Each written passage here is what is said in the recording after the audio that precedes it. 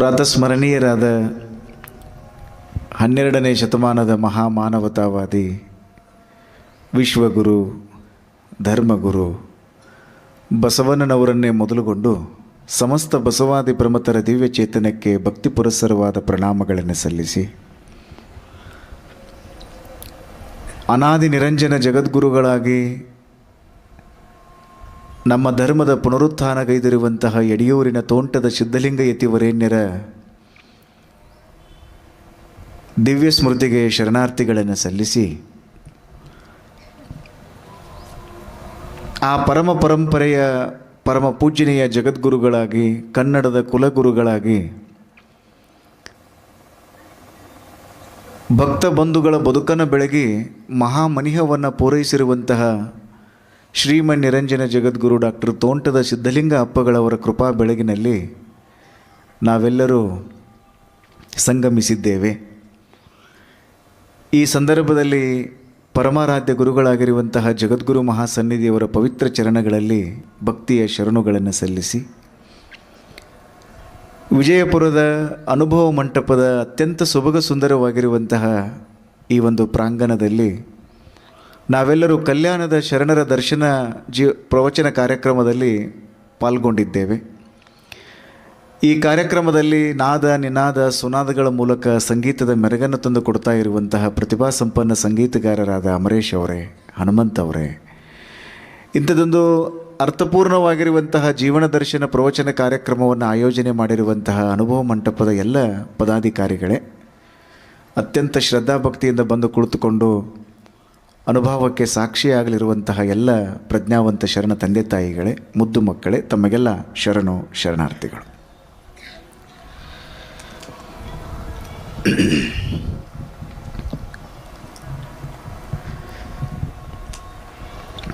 ಒಂದು ಅತ್ಯಂತ ಪವಿತ್ರವಾಗಿರುವಂತಹ ಸಂದರ್ಭ ಇದು. ಮಹಾತ್ಮರ ಕುರಿತಾಗಿ ಚಿಂತನೆಯನ್ನು ಮಾಡುವುದೇ ಒಂದು ಆನಂದ. ಮಹಾತ್ಮರ ಮಹಾನತೆ ಗಹನತೆಗಳ ಕುರಿತಾಗಿ ಅರ್ಥ ಮಾಡಿಕೊಳ್ಳುವುದೇ ಒಂದು ಭಾಗ್ಯ. ಯಾಕಂದರೆ ಅವರ ಜೀವನ ಅನ್ನುವಂಥದ್ದು ಅಷ್ಟು ಅರ್ಥಪೂರ್ಣವಾಗಿರ್ತದೆ ಅನ್ನುವಂಥದ್ದು. ಮಹಾತ್ಮರು ನಿಮ್ಮಂಗನೇ ಇರ್ತಾರೆ, ಆದರೆ ಅವರ ನಡವಳಿಕೆಗಳಿಗೇನದಾವೆಲ್ಲ ವಿಭಿನ್ನವಾಗಿರ್ತಾವೆ.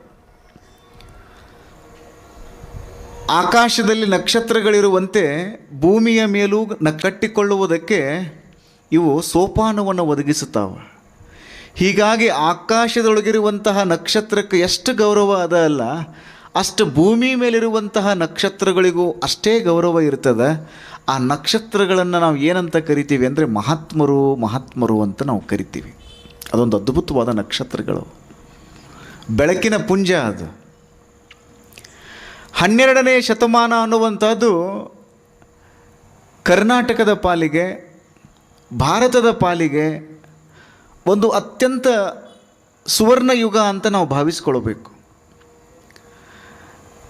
ಸಮಾಜದ ಕಟ್ಟ ಕಡೆಯಲ್ಲಿರುವಂತಹ ವ್ಯಕ್ತಿಗಳಿಗೂ ಕೂಡ ಬಸವಣ್ಣ ಒಂದು ವೇದಿಕೆಯನ್ನು ಕಲ್ಪಿಸಿದರು.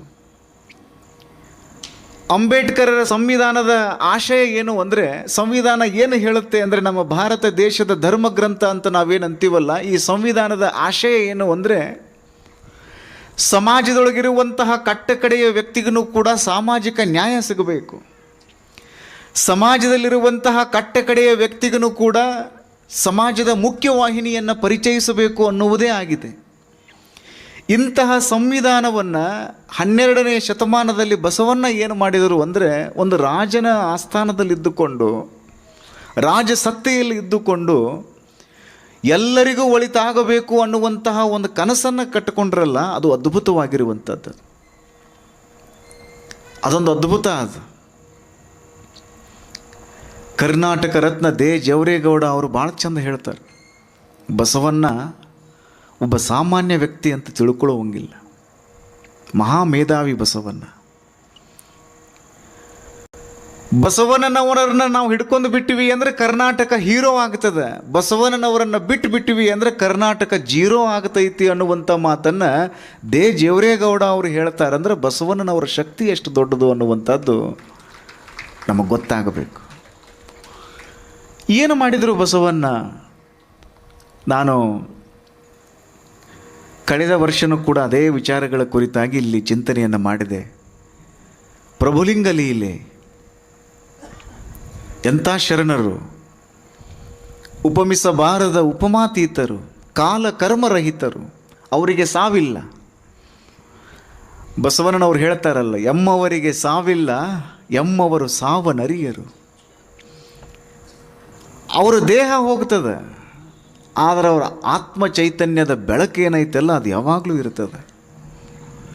ನಿನ್ನೆ ಹೇಳ್ತಿದ್ದೆ, ತುಂಬಿ ಇದ್ದಿತ್ತು ಪರಿಮಳವಿಲ್ಲ, ಪರಿಮಳವಿದ್ದಿತ್ತು ತುಂಬಿ ಇಲ್ಲ, ತಾನಿದ್ದನು ತನ್ನ ಸ್ವರೂಪವಿಲ್ಲ, ಗುಹೇಶ್ವರನಿದ್ದನು ಲಿಂಗವಿಲ್ಲ ಅಂತ ಅಲ್ಲಮ ಪ್ರಭುಗಳು ಹೇಳ್ತಾರೆ.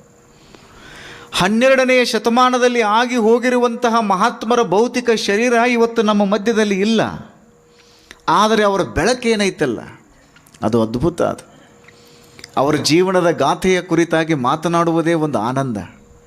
ನಿನ್ನೆ ದಕ್ಷ ಪೊಲೀಸ್ ಅಧಿಕಾರಿಗಳಾಗಿರುವಂತಹ ಎಲಿಗಾರ್ ಸರ್ ಅವರು ಪ್ರಭುಲಿಂಗ ಲೀಲೆಯ ಒಂದು ಮಾತನ್ನು ಭಾಳ ಚಂದ ಹೇಳಿದರು. ಇದು ಸತ್ತವರ ಕಥೆಯಲ್ಲ. ಎಷ್ಟು ಚೆನ್ನಾಗಿ ಬರೀತಾರೆ ನೋಡ್ರಿ ಚಾಮರಸ. ಕನ್ನಡದ ಕಾವ್ಯದ ಸೊಬಗು ಎಷ್ಟು ಚೆನ್ನಾಗಿದೆ ನೋಡ್ರಿ. ಕನ್ನಡದ ಕಾವ್ಯದ ಸೊಗಡು ಎಷ್ಟು ಚಂದದ ನೋಡ್ರಿ. ಆ ಬೆಡಗ, ಆ ಬೆರಗ, ಆ ಬೆಳಕ, ಅದೊಂದು ಅದ್ಭುತ. ಅದು ಇದು ಸತ್ತವರ ಕಥೆಯಲ್ಲ, ಜನನದ ಕುತ್ತದಲ್ಲಿ ಕುದಿದು ಕರ್ಮದ ಕತ್ತಲೆಗೆ ಸಿಲುಕುವವರ ಸೀಮೆಯ ಹೊಲಬು ತಾನಲ್ಲ. ಹೊತ್ತು ಹೋಗದೆ ಪುಂಡರಾಲಿಪ ಮತ್ತಮತಿಗಳ ಗೋಷ್ಠಿಯಲ್ಲಿದು ಸತ್ಯ ಶರಣರು ನುಡಿಯುವುದು ಈ ಪ್ರಭುಲಿಂಗ ಲೀಲೆಯನು. ಆದಿಪ್ರಾಸದೊಳಗದ ನೋಡ್ರಿ. ಸತ್ತವರ ಕಥೆಯಲ್ಲ, ಜನನದ ಕುತ್ತದಲ್ಲಿ ಕುದಿದು ಕರ್ಮದ ಕತ್ತಲೆಗೆ ಸಿಲುಕುವವರ ಸೀಮೆಯ ಹೊಲಬು ತಾನಲ್ಲ. ಹೊತ್ತು ಹೋಗದೆ ಪುಂಡರಾಲಿಪ ಮತ್ತಮತಿಗಳ ಗೋಷ್ಠಿಯಲ್ಲಿದು ಸತ್ಯ ಶರಣರು ನುಡಿಯುವುದೇ ಪ್ರಭುಲಿಂಗ ಲೀಲೆಯನು. ಅದಕ್ಕೆ ಶಿಶುನಾಳ ಶರೀಫರು ಅಂತಿದ್ರು, 6 ಶಾಸ್ತ್ರ 18 ಪುರಾಣ ನನ್ನ ಹೆಗಲ ಮೇಲ, ಪ್ರಭುಲಿಂಗ ಲೀಲಾ ನನ್ನ ತಲೆ ಮೇಲ ಅಂತ ಹೇಳ್ತಿದ್ರು ರೀ. ಅದೊಂದು ಕನ್ನಡದ ಮಹೋನ್ನತ ಗ್ರಂಥ. ಸುಮ್ಮನೆ ಒಂದಿಷ್ಟು ನೆನಪಿಸಿಕೊಟ್ರೆ ನಾನು ಮುಂದಕ್ಕೆ ಹೋಗ್ತೀನಿ. ಅಲ್ಲಮ ಪ್ರಭುದೇವರು ಕಲ್ಯಾಣಕ್ಕೆ ಬಂದರು, ಎಲ್ಲ ಶರಣರು ಕಲ್ಯಾಣಕ್ಕೆ ಬಂದರು. ಇಂತಹ ತರಹೇವಾರಿ ವಿಚಾರಗಳ ಕುರಿತಾಗಿ ಹೋದ ವರ್ಷ ನಾವೆಲ್ಲರೂ ಚಿಂತನೆಯನ್ನು ಮಾಡಿದ್ದೇವೆ. ಅಲ್ಲಮ ಪ್ರಭುದೇವರ ಕುರಿತಾಗಿ, ಬಸವಣ್ಣನವರಂತೂ ಸರಿನೇ ಸರಿ, ಅಕ್ಕ ಮಹಾದೇವಿಯವರ ಕುರಿತಾಗಿ, ಸೊನ್ನಲಾಪುರದ ಸಿದ್ದರಾಮೇಶ್ವರರ ಕುರಿತಾಗಿ, ಚನ್ನಬಸವಣ್ಣನವರ ಕುರಿತಾಗಿ ನಾವು ಸಾಧ್ಯಂತವಾಗಿ ಚರ್ಚೆಯನ್ನು ಮಾಡಿರೋಣದರಿಂದ ಈ ವರ್ಷ ನಾವು ಏನು ಮಾಡೋದು ಅಂದರೆ, ಕೆಲವು ವಿಶೇಷವಾಗಿರುವಂತಹ ವ್ಯಕ್ತಿತ್ವ 12ನೇ ಶತಮಾನದಲ್ಲಿ ಕಲ್ಯಾಣದ ಆ ಒಂದು ಬೆಳಗಿನಲ್ಲಿ ಬೆಳಗಿದರು. ಅದಕ್ಕೆ ನೋಡ್ರಿ, ನಾವು ಪ್ರವಚನವನ್ನು ಯಾಕೆ ಕೇಳಬೇಕು ಅಂದರೆ, ಅಂಥ ಮಹಾತ್ಮರ ಜೀವನ ದರ್ಶನವನ್ನು ಮಾಡಿಕೊಂಡು ನಮ್ಮ ಬದುಕನ್ನು ನಾವು ಕಟ್ಕೋಬೇಕಂತ ಹೇಳಿ. ಯಾಕಂದರೆ ಮನುಷ್ಯ ಒಂದು ಮಾಡೆಲ್ ಬೇಕಲ್ಲ. ಇವತ್ತು ಮನುಷ್ಯ ನೋಡ್ರಿ ಏನೆಲ್ಲ ಸಾಧನೆ ಮಾಡ್ಯಾನ. 20ನೇ ಶತಮಾನದ ಇಂಡಿಯನ್ ಫಿಲಾಸಫಿ ಓದಿದ್ರಿ ಅಂದರೆ, ಭಾರತ ದೇಶದ ಘನತೆವೆತ್ತ ರಾಷ್ಟ್ರಪತಿಗಳಾಗಿರುವಂತಹ ಎಸ್ ರಾಧಾಕೃಷ್ಣನ್ ಅಂತಾರಲ್ಲ, man has learn to swim like a fish in water, he has learn to fly like a bird in sky, but he has not learn to live like a man. ಭಾಳ ಚಂದ ಮಾತ್ರ ಇದು. ಇವತ್ತು ನಾವು ಹಕ್ಕಿ ಹಂಗೆ ಆಕಾಶದೊಳಗೆ ಹಾರಾಡಕ್ಕೆ ಕಲ್ತೀವಿ, ಮೀನಿನಂಗೆ ನೀರಿನೊಳಗೆ ಈಜಾಡಕ್ಕೆ ಕಲ್ತೀವಿ, ಕುದುರೆ ಹಂಗೆ ಓಡಾಡಕ್ಕೆ ಕಲ್ತೀವಿ, ಆನೆ ಅಂತ ಶಕ್ತಿಯನ್ನು ಪಡ್ಕೊಳ್ಳೋ ಸಲುವಾಗಿ ಪ್ರೋಟೀನ್ ತೊಗೋತೀವಿ, ಏನೇನೋ ಸ್ಟಿರಾಯ್ಡ್ ತೊಗೋತೀವಿ. ನೋಡ್ಬೇಕ್ರಿ ನೀವು ಆಟ ಇವತ್ತಿಂದ. ಅವ್ರಂತಾರೆ ಹಕ್ಕಿ ಹಂಗೆ ಆಕಾಶದಾಗ ಹಾರಾಡ್ತೀಯಪ್ಪ, ಮೀನಿನಂಗೆ ನೀರಿನೊಳಗೆ ಈಜಾಡ್ತೀಯ, ಆದರೆ ಮನುಷ್ಯರಂಗೆ ಇರಾಕೆ ಮಾತ್ರ ಕಲೀಲಿಲ್ಲ ಅಂತಾರ್ರಿ ಅವರು. ನಾವೇನು ಅರ್ಥ ಮಾಡ್ಕೊಳ್ಬೇಕು ಅಂದರೆ, ನಾವೆಲ್ಲರೂ ಬಸವಣ್ಣನಂಗೆ ಆಗಕ್ಕಾಗಂಗಿಲ್ರಿ. ಇದನ್ನು ಭಾಳ ಚಂದ ನಾವು ನೆನಪಿಟ್ಟುಕೊಳ್ಬೇಕು. ನಾವು ಮನಸ್ಸು ಮಾಡಿ ಬಿಟ್ಟಿವಿ ಅಂದರೆ ದೇವರಾಗಬಹುದು. ಇವತ್ತು ಎಲ್ಲ ವಿದ್ವಾಂಸರು ಒಕ್ಕೊರಲಿನಿಂದ ಒಂದೇ ಒಂದು ಮಾತನ್ನು ಒಪ್ಕೊಳ್ತಾರೆ, ನೀವು ಮನಸ್ಸು ಮಾಡಿ ಬಿಟ್ರಿ ಅಂದರೆ ಸಾಕ್ಷಾತ್ ದೇವರಾಗಬಹುದು, ಆದರೆ ಬಸವಣ್ಣ ಆಗಾಕ ಯಾರಿಗೂ ಆಗಂಗಿಲ್ಲ ಅನ್ನುವಂಥ ಮಾತನ್ನು ಬಹಳ ಜನ ವಿದ್ವಾಂಸರು ಒಪ್ಕೊಳ್ತಾರೆ. ಇದನ್ನು ದೇವರಾಗಬಹುದು, ಬಸವನಾಗಲು ಬಾರದು. ಎಷ್ಟು ಚೆನ್ನಾಗಿದೆ ನೋಡ್ರಿ ಮಾತಿದು. ಇಂತಹ ಬಸವಣ್ಣನವರ ಕಾಲಕ್ಕೆ ಭಾಳ ಚಂದ ವಚನಗಳು, ಭಾಳ ಚಂದ ವ್ಯಕ್ತಿತ್ವಗಳು, ಆ ಬೆಳಕು, ಆ ಒಂದು ಅದ್ಭುತವಾಗಿರುವಂಥ ಪ್ರಕಾಶ ಹೀಗಾಗಿ ಕಲ್ಯಾಣಕ್ಕೆ ಎಲ್ಲರೂ ಬರ್ತಿದ್ರಲ್ಲ, ಆ ಒಂದು ಬಸವಣ್ಣನವರ ಸ್ವಲ್ಪ ಹಿರಿಯ ಶರಣರು ಅಂತ ಒಬ್ಬರು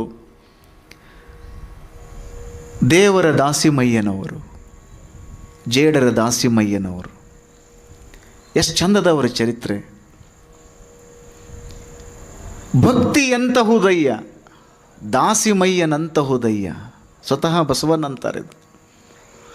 ಭಕ್ತಿ ಹೆಂಗಿರಬೇಕು ಅಂದರೆ ದಾಸಿಮಯ್ಯನಂತ ಭಕ್ತಿ ಇರಬೇಕು ಅಂತ ಹೇಳ್ತಾರೆ. ಎಷ್ಟು ಚಂದ ಅವರು ಭಕ್ತಿ ಮಾಡಿರ್ಬೇಕ್ರಿ ಅವರು. ನಮ್ಮದು ಭಕ್ತಿ ನೋಡ್ಬೇಕ್ರಿ ನೀವು. ವಾಸನೆ ಇರಲಾರ್ದಂಥ ಊದಿನ ಕಡ್ಡಿ, ದೇವ್ರ ಮುಂದೆ ಕುಳಿತುಕೊಳ್ಳೋದು, ಅಂಗೈಯಾಗಲಿ ಹಿಂಗಾಯ ಇಟ್ಕೊಂಡು ಉಪ್ಪಿಟ್ಟಾಗೈತೇನಂತ ಕೇಳ್ತೀವಿ. ಟಿ ವಿ ನೋಡ್ಕೊತಾನೆ ಇತ್ತೀಚೆಗೆ ಲಿಂಗ ಪೂಜೆ ಮಾಡ್ಕೊಳ್ಳೋದು ನೋಡಕತ್ತಿದ್ದು ನಾನು ಸೋಷಿಯಲ್ ಮೀಡಿಯಾದಾಗ. ಮೊನ್ನೆ ಒಂದು ವಿಡಿಯೋ ಬರ್ತಾಯಿತ್ತು. ಆ ಕಡೆ ಟಿ ವಿ ಹಂಗೆ ಹತ್ಯದ, ಈ ಕಡೆ ಕೈಯಾಗ ಲಿಂಗ ಹಿಡ್ಕೊಂಡು ನಾವು ವಚನ ಹೇಳಕತ್ತಿರ್ತೀವಿ. ಇದು ಸಲ್ಲದು. ನಮ್ಮ ಧರ್ಮ ಯಾವಾಗ ಉಳಿತದೆ ಗೊತ್ತದ? ಭಾಳ ಸ್ಪಷ್ಟವಾಗಿ ನಾವು ಚಿಂತನೆ ಮಾಡಬೇಕು. ಒಂದು ಧರ್ಮ ಯಾವಾಗ ಉಳಿತೈತಪ್ಪ, ಒಂದು ಅದ್ಭುತವಾಗಿರುವಂತಹ ಪರಂಪರೆ ಯಾವಾಗ ಉಳಿತದ ಅಂತ ತಿಳ್ಕೊಂಡು ಯಾರಾದರೂ ನೀವು ನನ್ನ ಪ್ರಶ್ನೆ ಮಾಡಿದ್ರಿ ಅಂದರೆ ಬಹಳ ಜೋರಾಗಿ ಮಾತಾಡೋದರಿಂದ ಒಂದು ಧರ್ಮ ಉಳಿತೈತಿ ಅಂತ ನಾ ಏನೋ ನಂಬಂಗಿಲ್ಲ. ಇದು ಜೋರಾಗಿ ಮಾತನಾಡುವುದರಿಂದ, ಉದ್ಬೋಧಕವಾಗಿ ಮಾತನಾಡುವುದರಿಂದ ಧರ್ಮ ಉಳಿತದ ಅಂತ ನಾನು ನಂಬಂಗಿಲ್ಲ. ಧರ್ಮದ ಕುರಿತಾಗಿ ಗ್ರಂಥಗಳನ್ನು ಬರೆಯುವುದರಿಂದ ಧರ್ಮ ಉಳಿತದ ಅಂತ ತಿಳ್ಕೊಂಡು ನಂಬುವುದಕ್ಕೆ ನಾನು ಸಜ್ಜಿಲ್ಲ. ಆದರೆ ಒಂದು ಧರ್ಮ ಯಾವಾಗ ಉಳಿತದ ಅಂದರೆ ಧರ್ಮದ ಆಚರಣೆ ಮಾಡಿದಾಗ ಮಾತ್ರ ಒಂದು ಧರ್ಮ ಉಳಿತದೆ. ಆಮೇಲೆ ಬರೆಯುವುದು, ಆಮೇಲೆ ಅದರ ಬಗ್ಗೆ ಹೇಳುವುದು, ಇದು ಆಮೇಲೆ. ಒಂದು ಧರ್ಮ ಉಳಿಬೇಕಾಗಿತ್ತು ಅಂದರೆ ಧರ್ಮದ ಆಚರಣೆ ಮಾಡಿದಾಗ ಮಾತ್ರ ಒಂದು ಧರ್ಮ ಉಳಿತದೆ. ಬಸವಣ್ಣ ಯಾಕಿಷ್ಟು ಶತಮಾನ ಆದ್ರೂ ಕೂಡ ಉಳಿದ್ರು ಅಂದರೆ ಬಸವಣ್ಣ ಗ್ರಂಥಗಳ ಮೂಲಕ ಉಳಿಲಿಲ್ರಿ, ಜನಸಾಮಾನ್ಯರ ಬಾಯಿಂದ ಬಾಯಿಗೆ ಉಳ್ಕೊಂತ ಬಂದಾರ್ರಿ ಅವರು. ಗ್ರಂಥದೊಳಗೆ ಏನಾದರೂ ಉಳಿದಿದ್ರು ಅಂದರೆ 12ನೇ ಶತಮಾನದ ಕ್ರಾಂತಿ ಏನಾಯ್ತದಲ್ಲ, ಆ ಕ್ರಾಂತಿ ಆದ ಮೇಲೆ ಗ್ರಂಥಗಳೆಲ್ಲ ಹೋಗಿಬಿಟ್ವು. ಅವುಗಳನ್ನು ಚನ್ನಬಸವಣ್ಣವರು ಉಳುವಿ ಅಡಿಗೆ ತೆಗೆದುಕೊಂಡು ಹೋದರು. ಸಿದ್ದರಾಮೇಶ್ವರರು ಕೆಲವು ಜನ ಶರಣರನ್ನು ಕಟ್ಟಿಕೊಂಡು ಸೊನ್ನಲಾಪುರದ ಕಡೆಗೆ ಹೋದರು. ಅವು ಗ್ರಂಥಗಳಲ್ಲಿನೇ ಇತ್ತದು. ಒಂದು 200 ವರ್ಷಗಳವರೆಗೆ ಬಸವಣ್ಣ ಹೆಂಗೆ ಉಳಿದಿದ್ರು ಅಂದರೆ ಭಾಳ ಸ್ಪಷ್ಟವಾಗಿ ನಾವು ತಲೆಯಾಗಿಟ್ಟುಕೊಳ್ಬೇಕು. ಜನಸಾಮಾನ್ಯರ ಬಾಯಿಂದ ಬಾಯಿಗೆ ಬಸವಣ್ಣ ಬಂದರು. ಯಾಕಂದ್ರೆ ಭಾಳ ಮಂದಿಗೆ ಗೊತ್ತಿತ್ತು ಬಸವಣ್ಣ ಬಾಯಿಯೊಳಗೆ ಅಷ್ಟೇ ಇರಲಿಲ್ಲ, ಎಲ್ಲರ ಹೃದಯದೊಳಗೆ ಬಸವಣ್ಣ ಇದ್ದಲ್ಲ. ಹೀಗಾಗಿ 200 ವರ್ಷಗಳವರೆಗೂ ಬಸವಣ್ಣ ಉಳ್ಕೊಂತನ ಬಂದಿದ್ದ. ಇಂಥ ಬಸವಣ್ಣ, ಸ್ವತಃ ಬಸವಣ್ಣನವರೇ ಹೇಳ್ತಾರೆ, ಭಕ್ತಿ ಎಂತಹುದಯ್ಯ, ದಾಸಿಮಯ್ಯನಂತಹುದಯ್ಯ. ಭಕ್ತಿ ಇಲ್ಲದ ಬಡವನಾನಯ್ಯ, ಕಕ್ಕಯ್ಯನ ಮನೆಯಲ್ಲೂ ಬೇಡಿದೆ, ಚೆನ್ನಯ್ಯನ ಮನೆಯಲ್ಲೂ ಬೇಡಿದೆ, ದಾಸಯ್ಯನ ಮನೆಯಲ್ಲೂ ಬೇಡಿದೆ. ಇವರೆಲ್ಲ ಶ್ರೀಮಂತರ್ರಿ. ಇವರು ಈಗಿನ ಶ್ರೀಮಂತರದ್ದು ಬೇರೆ ಲೆಕ್ಕರಿ. ಸ್ವಿಸ್ ಬ್ಯಾಂಕ್ನಾಗ ಅಕೌಂಟ್ನಾಗ ರೊಕ್ಕದ. ಆದರೆ ಈ ಎಲ್ಲ ಶರಣರು ಎಂಥ ಶ್ರೀಮಂತರು ಅಂದರೆ ಸ್ವಿಸ್ ಬ್ಯಾಂಕಿನೊಳಗಿರುವಂತಹ ದುಡ್ಡು ಕರಿಗೆ ಹೋಗ್ತದೆ. ಈ ಶರಣರದ ಏನು ಬ್ಯಾಂಕ್ ಐತೆಲ್ಲ ಇದು ಎಂದೂ ಕರಗಲಾರದಂತಹ ಸಂಪತ್ತನ್ನು ಅವರು ಗಳಿಸಿದ್ರು. 12ನೇ ಶತಮಾನದೊಳಗೆ ಅವರಿದ್ದರು. 900 ವರ್ಷ ಆದ್ರೂ ಕೂಡ ಇವತ್ತಿಗೂ ನಮ್ಮ ಮಧ್ಯದೊಳಗೆ ಅದಾರಲ್ರಿ, ಅವ್ರು ಎಂಥ ಸಂಪತ್ತನ್ನು ಸಂಗ್ರಹ ಮಾಡಿರಬೇಕು, ಎಂಥ ಮನೆಯನ್ನು ಕಟ್ಟಿರಬೇಕು ಅವರು, ಮಹಾಮನೆ. ಇವತ್ತು ಇಂಗ್ಲೆಂಡಿನ ಲ್ಯಾಂಬೆತ್ ನಗರದಲ್ಲಿ ಬಸವಣ್ಣನವರ ಮೂರ್ತಿ ಅನಾವರಣ ಆಗ್ತದೆ. ಅಲ್ಲಿಯ ಜನ ಕೂಡ ಇವತ್ತು ವಚನಗಳನ್ನು ಓದಾಕತ್ತಾರೆ. ಇಂಗ್ಲೀಷಿಗೆ ಟ್ರಾನ್ಸ್ಲೇಟ್ ಮಾಡಿರುವಂತಹ ವಚನಗಳನ್ನು ಅವ್ರು ಅರ್ಥ ಮಾಡ್ಕೊಳಕತ್ತಾರೆ. ಹೃದಯ ತುಂಬಿ ಸ್ವಾಗತ ಮಾಡ್ತಾರೆ. ಯಾಕೆ ಸ್ವಾಗತ ಮಾಡ್ತಾರೆ ಅಂದರೆ ನಿಮ್ಮ ಹತ್ರ ಸತ್ವ ಇತ್ತು ಅಂದರೆ, ತತ್ವ ಇತ್ತು ಅಂದರೆ ಅದು ಎಲ್ಲಿದ್ರೂ ಕೂಡ ಜನ ನಿಮ್ಮನ್ನು ಒಪ್ಕೊಳ್ತಾರೆ. ಇವತ್ತು ಇಂಗ್ಲೆಂಡಿನ ಲ್ಯಾಂಬೆತ್ ನಗರದಲ್ಲಿ ಬಸವಣ್ಣನವರ ಮೂರ್ತಿ ಅನಾವರಣ ಯಾಕೆ ಆಗ್ತದೆ ಅಂದರೆ ಬಸವಣ್ಣನವರ ತತ್ವ ಅಷ್ಟು ಅದ್ಭುತವಾಗಿ ಅದಾವ ಅನ್ನೋ ಕಾರಣಕ್ಕೆ. ಅಂತಹ ಬಸವಣ್ಣ ಇವ್ರನ್ನೆಲ್ಲರನ್ನು ಎತ್ತರಿಸಿದ್ರು ನೋಡ್ರಿ, ಮ್ಯಾಲೆ ಎತ್ತರಿಸಿದ್ರು ಅವರು. ಎಂಥ ಶ್ರೀಮಂತಿಕೆ ಅವರದು. ಕಕ್ಕಯ್ಯ, ಚೆನ್ನಯ್ಯ, ದಾಸಯ್ಯ, ಕಿನ್ನರಿ, ಬ್ರಹ್ಮಯ್ಯ, ಇವರೆಲ್ಲ ಸಾದಾ ಶರಣರು ಅಂತ ತಿಳ್ಕೊಬೇಡ್ರಿ. ಭೌತಿಕವಾಗಿ ಅವರು ಗುಡಿಸಲದೊಳಗನ ಇದ್ರಿ ಅವರು. ಆದರೆ ಆತ್ಮದ ಚೈತನ್ಯ ಎಷ್ಟು ಚೆನ್ನಾಗಿತ್ತು ಅಂದರೆ ಅವರೇ ಶ್ರೀಮಂತರು. ಅದಕ್ಕೆ ನಾನು ಎಲ್ಲರ ಮನೆ ಹತ್ರ ಹೋದ್ನಪ್ಪ, ಎಲ್ಲರನ್ನು ಕೇಳ್ಕೊಂಡೆ. ನಾನು ಏನು ಕೇಳ್ಕೊಂಡೆ ಅಂದರೆ ಭಕ್ತಿಯನ್ನು ಕೇಳ್ಕೊಂಡೆ. ದೇವರು ಯಾವುದರ ಪ್ರಿಯ? ಭಕ್ತಿ ಪ್ರಿಯ. ನಾದಪ್ರಿಯ ಶಿವನೆಂಬರು ನಾದಪ್ರಿಯ ಶಿವನಲ್ಲವಯ್ಯ, ವೇದಪ್ರಿಯ ಶಿವನೆಂಬರು ವೇದಪ್ರಿಯ ಶಿವನಲ್ಲವಯ್ಯ. ನಾದವ ಮಾಡಿದ ರಾವಣಂಗೆ ಅರೆ ಆಯುಷ್ಯವಾಯಿತು, ವೇದವ ನೋದಿದ ಬ್ರಹ್ಮನ ಶಿರ ಹೋಯಿತು. ನಾದಪ್ರಿಯನೂ ಅಲ್ಲ, ವೇದಪ್ರಿಯನೂ ಅಲ್ಲ, ಭಕ್ತಿಪ್ರಿಯ ನಮ್ಮ ಕೂಡಲ ಸಂಗಮ ದೇವ ಅಂತ ಬಸವಣ್ಣನವರು ಹೇಳ್ಯಾರ. ದೇವರು ಭಕ್ತಿಪ್ರಿಯ ಇರೋಣದರಿಂದ ನಾನು ಎಲ್ಲರ ಹತ್ರ ಹೋದೆ, ದಾಸಯ್ಯನ ಹತ್ರನೂ ಹೋದೆ. ಅವರೆಲ್ಲ ನೀಡಿದ್ರು ನನಗೆ, ಭಕ್ತಿಯನ್ನು ಕಲಿಸಿದ್ರು ನನಗೆ. ಅದರ ಪ್ರತಿಫಲನ ಏನಾಯಿತು ಅಂದರೆ ಭಕ್ತಿ ಭಂಡಾರಿ ಆದರು ಅವ್ರು ಬಸವನವ್ರು ಎಷ್ಟು ದೊಡ್ಡವ್ರು ನೋಡ್ರಿ. ಅವರೇ ಸ್ವತಃ ಭಕ್ತಿ ಭಂಡಾರಿ ಆದ್ರೂ ಕೂಡ ಎಲ್ಲರ ಹತ್ರ ನಾನು ಹೋದೆ, ಕೇಳ್ಕೊಂಡೆ. ಅವರೆಲ್ಲ ನಂಗೆ ನೀಡಿದರು, ಹೃದಯ ತುಂಬಿ ಧಾರೆ ಎರೆದ್ರು. ನಾನು ಒಬ್ಬ ಭಕ್ತನಾದೆ, ಉಳಿದವರೆಲ್ಲರೂ ಜಂಗಮರಾಗ್ಬಿಟ್ರು ಅಂತ ಬಸವಣ್ಣ ಹೇಳ್ತಾರೆ. ಎಷ್ಟು ಚೆನ್ನಾಗಿ ಮಾತದ ಅಂದರೆ, ನಾನಾ ದೊಡ್ಡವ ನಾನಾ ದೊಡ್ಡವ ನಾನಾ ದೊಡ್ಡವ ಅಂತ ತಿಳ್ಕೊಂಡು ಯಾರು ಅನ್ಕೊಂತ ಬಂದರು ಅವ್ರು ಸಣ್ಣವರಾದರು. ನಾನಾ ಸಣ್ಣವ ನಾನಾ ಸಣ್ಣವ ನಾನಾ ಸಣ್ಣವ ಅಂದಿರುವಂಥ ಬಸವಣ್ಣ ಇಂಗ್ಲೆಂಡಿನ ಲ್ಯಾಂಬೆತ್ ನಗರಕ್ಕೆ ಹೋಗಿಬಿಟ್ರು ಅಂದ್ರೆ ಇಷ್ಟ ತಿಳ್ಕೊಳ್ಳೋದು. ನಾವು ಸಣ್ಣವರಾದೀವಿ ಅಂದರೆ ಜಗತ್ತು ನಮ್ಮನ್ನು ಎತ್ತರಿಸ್ತೈತಿ ಅನ್ನುವಂಥದ್ದನ್ನು ನಾವು ಇಷ್ಟ ತಿಳ್ಕೊಂಡ್ಬಿಡು. ನಾವು ಸಣ್ಣವರಾಗೋದ್ರಿ. ನಾವು ಯಾದಗಿರಿ ಜಿಲ್ಲೆ ಮುದನೂರು ಅನ್ನುವಂಥ ಒಂದು ಊರು, ಅಲ್ಲಿ ದಾಸಿಮಯ್ಯನವರು ಜನಿಸ್ತಾರೆ ಅನ್ನುವಂಥದ್ದು ಒಂದು ಇತಿಹಾಸ, ನಂಬಲರ್ಹವಾದ ಒಂದು ಇತಿಹಾಸ. ತಂದೆ ತಾಯಿಯಂದಿರ ಸಂಸ್ಕಾರ ಕೊಡ್ತಾರೆ. ಬಹಳ ಚಲೋ ತಂಗಿ ದಾಸಿಮಯ್ಯ ತನ್ನ ಸಾಧನಾ ಪಥವನ್ನು ಹಿಡಿತಾರೆ. ಭಾಳ ಚಲೋ ರೀತಿಯೊಳಗೆ ತಮ್ಮ ಒಳಗಿನ ಬೆಳಕಿನ ಕುರಿತಾಗಿ ಚಿಂತನೆ ಮಾಡ್ತಾರೆ. ಬಹಳ ಅರ್ಥಪೂರ್ಣವಾಗಿ ತಮ್ಮ ಬದುಕನ್ನು ಅವರು ಸಾರ್ಥಕ ಮಾಡ್ಕೊಳ್ತಾರೆ. ಇದು ಎಲ್ಲರಿಗೂ ಸಾಧ್ಯದ ರೀ. ಇದು ಕೇವಲ ದಾಸಿಮಯ್ಯನವರಿಗೆ ಮಾತ್ರ ಸಾಧ್ಯ ಅಂತ ನಾವೆಲ್ಲ ಭಾವಿಸ್ಕೊಳ್ಬಾರ್ದು. ಸಾಧನಾ ಪಥದೊಳಗಿರುವಂತಹ ಯಾವುದೇ ವ್ಯಕ್ತಿ ಆಗಿರಬಹುದು, ಅವ ಜಾತಿಯಿಂದ ಯಾವ ವ್ಯಕ್ತಿನೂ ಕೂಡ ದೊಡ್ಡವಾಗಂಗಿಲ್ಲ. ಜಾತಿಯಿಂದ ಯಾವ ವ್ಯಕ್ತಿನೂ ಕೂಡ ಶ್ರೇಷ್ಠನಾಗುವುದಿಲ್ಲ. ಅವನ ಆಚರಣೆಯಿಂದ ಮಾತ್ರ ಒಬ್ಬ ವ್ಯಕ್ತಿ ಶ್ರೇಷ್ಠ ಆಗ್ತಾನೆ. ಸುನಾಮಿ ಬಂತು, ಎಲ್ಲ ಹಾಳಾಗಿ ಹೋಗಿಬಿಡ್ತು. ಚಂಡಮಾರುತ ಬೀಸ್ತು, ಎಲ್ಲ ಹಾಳಾಗಿ ಹೋಗಿಬಿಡ್ತು. ಪ್ರವಾಹಗಳು ಬಂದವು, ಎಲ್ಲ ಹಾಳಾಗಿ ಹೋಗಿಬಿಡ್ತು. ಅಣುಬಾಂಬ್ ದಾಳಿಗಳಾದವು, ಎಲ್ಲ ಹಾಳಾಗಿ ಹೋಗಿಬಿಡ್ತು. ರೋಗ ರುಜಿನಗಳು ಬಂದವು, ಕೋಟ್ಯಾಂತರ ಜನ ಪ್ರಾಣವನ್ನು ಕಳ್ಕೊಂಡ್ರು. ಮನಿ ಮಠ ಆಸ್ತಿ ಪಾಸ್ತಿ ಎಲ್ಲ ಹಾಳಾಗಿಬಿಡ್ತು. ಜಾತಿ ಮಾತ್ರ ಹಾಗೇ ಉಳಿತು, ಎಲ್ಲ ಹೋಗಿಬಿಡ್ತು. ಕ್ರಾಂತಿಗಳಾದವು, ಯುದ್ಧಗಳಾದವು, ಪ್ರಕೃತಿ ವಿಕೋಪಗಳಾದವು, ಎಲ್ಲ ಹೋಗಿಬಿಡ್ತು. ಜಾತಿ ಮಾತ್ರ ಇವತ್ತಿಗೂ ಹಂಗೆ ಉಳ್ಕೊಂಡ್ಬಿಟ್ಟದ. ಬಸವಣ್ಣನಂತಹ ಶ್ರೇಷ್ಠ ಯೋಗಿಗಳು ಬಂದರು, ಬೇರು ಸಮೇತ ಕಿತ್ತು ಹಾಕಬೇಕು ಅಂತ ತಿಳ್ಕೊಂಡು ಭಾಳ ದೊಡ್ಡ ಪ್ರಯತ್ನ ಮಾಡಿದರು. ಇವತ್ತಿಗೂ ಕೂಡ ರುದ್ರ ತಾಂಡವವನ್ನು ಜಾತಿ ಮಾಡ್ತಾ ಇರುವಂಥದ್ದನ್ನು ನೋಡಿದರೆ ಖೇದ ಅನ್ನಿಸ್ತದೆ, ಸಖೇದಾಶ್ಚರ್ಯ ಅನ್ನಿಸ್ತದೆ. ಯಾವ ವ್ಯಕ್ತಿನೂ ಕೂಡ ಜಾತಿಯಿಂದ ಶ್ರೇಷ್ಠನಾಗುವುದಿಲ್ಲ, ಅವನ ಆಚರಣೆಯಿಂದ ಶ್ರೇಷ್ಠನಾಗ್ತಾನೆ. ದಾಸಿಮಯ್ಯ ಒಬ್ಬ ಸಾಧನಾ ವ್ಯವಸ್ಥೆಯೊಳಗಿರುವಂಥ ಸಂದರ್ಭದಲ್ಲಿ ತನ್ನನ್ನು ತಾನು ಅರ್ಥ ಮಾಡಿಕೊಂಡ. ನಾವು ಹೊರಗಿನ ಜಗತ್ತಿನ ಬಗ್ಗೆ ಭಾಳ ತಲೆ ಕೆಡಿಸ್ಕೋಬಾರ್ದು. ಭಾರತದ ಗೌರವ ಏನು ಅಂದರೆ ಒಳಗಿನ ಜಗತ್ತಿನ ಬಗ್ಗೆ ಚಿಂತನೆ ಮಾಡೋದು. ನೀವು ದೊಡ್ಡ ದೊಡ್ಡ ಬಿಲ್ಡಿಂಗ್ಗಳನ್ನು ಕಟ್ತೀರಿ, ಅದು ಹಾಳಾಗಿ ಹೋಗ್ತದೆ, ಸ್ಥಾವರ ಹೋಗಿಬಿಡ್ತದೆ. ಯಾವುದು ಕಣ್ಣಿಗೆ ಕಾಣಿಸ್ತದೆ ಅದು ನಾಶ ಆಗಿ ಹೋಗಿಬಿಡ್ತದೆ. ವಿವೇಕಾನಂದರಂದರು, ಸೀಸರ್ ಆಳ್ತಾ ಇರುವಂಥ ಅರಮನೆಯಲ್ಲಿ ಇಂದು ಏನಾಗಿದೆ? ಜೇಡರ ಬಲೆಗಟ್ಟಿದೆ. ಇಡೀ ಜಗತ್ತನ್ನು ಆಳಿರುವಂತಹ ಅಲೆಕ್ಸಾಂಡರ್ನ ಸಾಮ್ರಾಜ್ಯ ಇವತ್ತು ಎಲ್ಲಿದೆ? ಏನೂ ಇಲ್ಲ. ಇತಿಹಾಸದ 2 ಪುಟದೊಳಗೆ ಅದಾವ ಅಷ್ಟ. ದೊಡ್ಡ ದೊಡ್ಡ ಸರ್ವಾಧಿಕಾರಿಗಳು ಅಂತ ತಿಳ್ಕೊಂಡು ಏನು ಅನಿಸ್ಕೊಂಡಾರಲ್ಲ, ಅವರೆಲ್ಲ ಇವತ್ತೆಲ್ಲದಾರ? ಅವ್ರು ಯಾರು ತಿಳಿಯೊಳಗೂ ಇಲ್ಲ. ಅವ್ರ ಬಗ್ಗೆ ಚಿಂತನೆ ಮಾಡುವಂಥ ಜರೂರತ್ತಿಲ್ಲ. ಸರ್ವಾಧಿಕಾರಿ ಅಂತ ಮಾತ್ರ ನಾವು ಅವ್ರನ್ನ ಗುರುತಿಸ್ತೀವೋ ಹೊರತಾಗಿ ಒಬ್ಬ ದೊಡ್ಡ ವ್ಯಕ್ತಿ ಅಂತ ನಾವು ಯಾರೂ ಅವ್ರನ್ನ ಗುರುತಿಸಂಗಿಲ್ಲ. ಆದರೆ ಬಸವಣ್ಣನವರನ್ನು ಗುರುತಿಸ್ತೀವಿ ನಾವು. ಇದರ ಅರ್ಥ ಏನು ಅಂದರೆ, ನೀವು ತಾಮಸಿಕವಾಗಿರುವಂತಹ ಶಕ್ತಿಯನ್ನು ಪಡೆದುಕೊಂಡು ಇಡೀ ಜಗತ್ತನ್ನು ಆಳಿದ್ರೂ ಕೂಡ ಜಗತ್ತು ನಿಮ್ಮನ್ನು ನೆನಪಿಟ್ಟುಕೊಳ್ಳಂಗಿಲ್ಲ. ನೀವು ಸಾತ್ವಿಕ ಶಕ್ತಿಯಾಗಿ ನೀವು ಸೇವಾ ಮಾಡಕ್ಕೆ ಹತ್ರಿ ಅಂದರೆ ಜಗತ್ತು ನಿಮ್ಮನ್ನು ಯಾವತ್ತೂ ಮರೆಯಂಗಿಲ್ಲ ಅನ್ನುವಂಥದ್ದನ್ನು ನಾವು ತಿಳ್ಕೊಂಡಿವಿ ಅಂದರೆ ನಮ್ಮ ಬದುಕು ಸಾರ್ಥಕ ಆಗಿಬಿಡ್ತದೆ. ದಾಸಿಮಯ್ಯ ಅಂಥ ಒಬ್ಬ ಯೋಗಿ, ಅಂಥ ಒಬ್ಬ ಸಾಧಕ.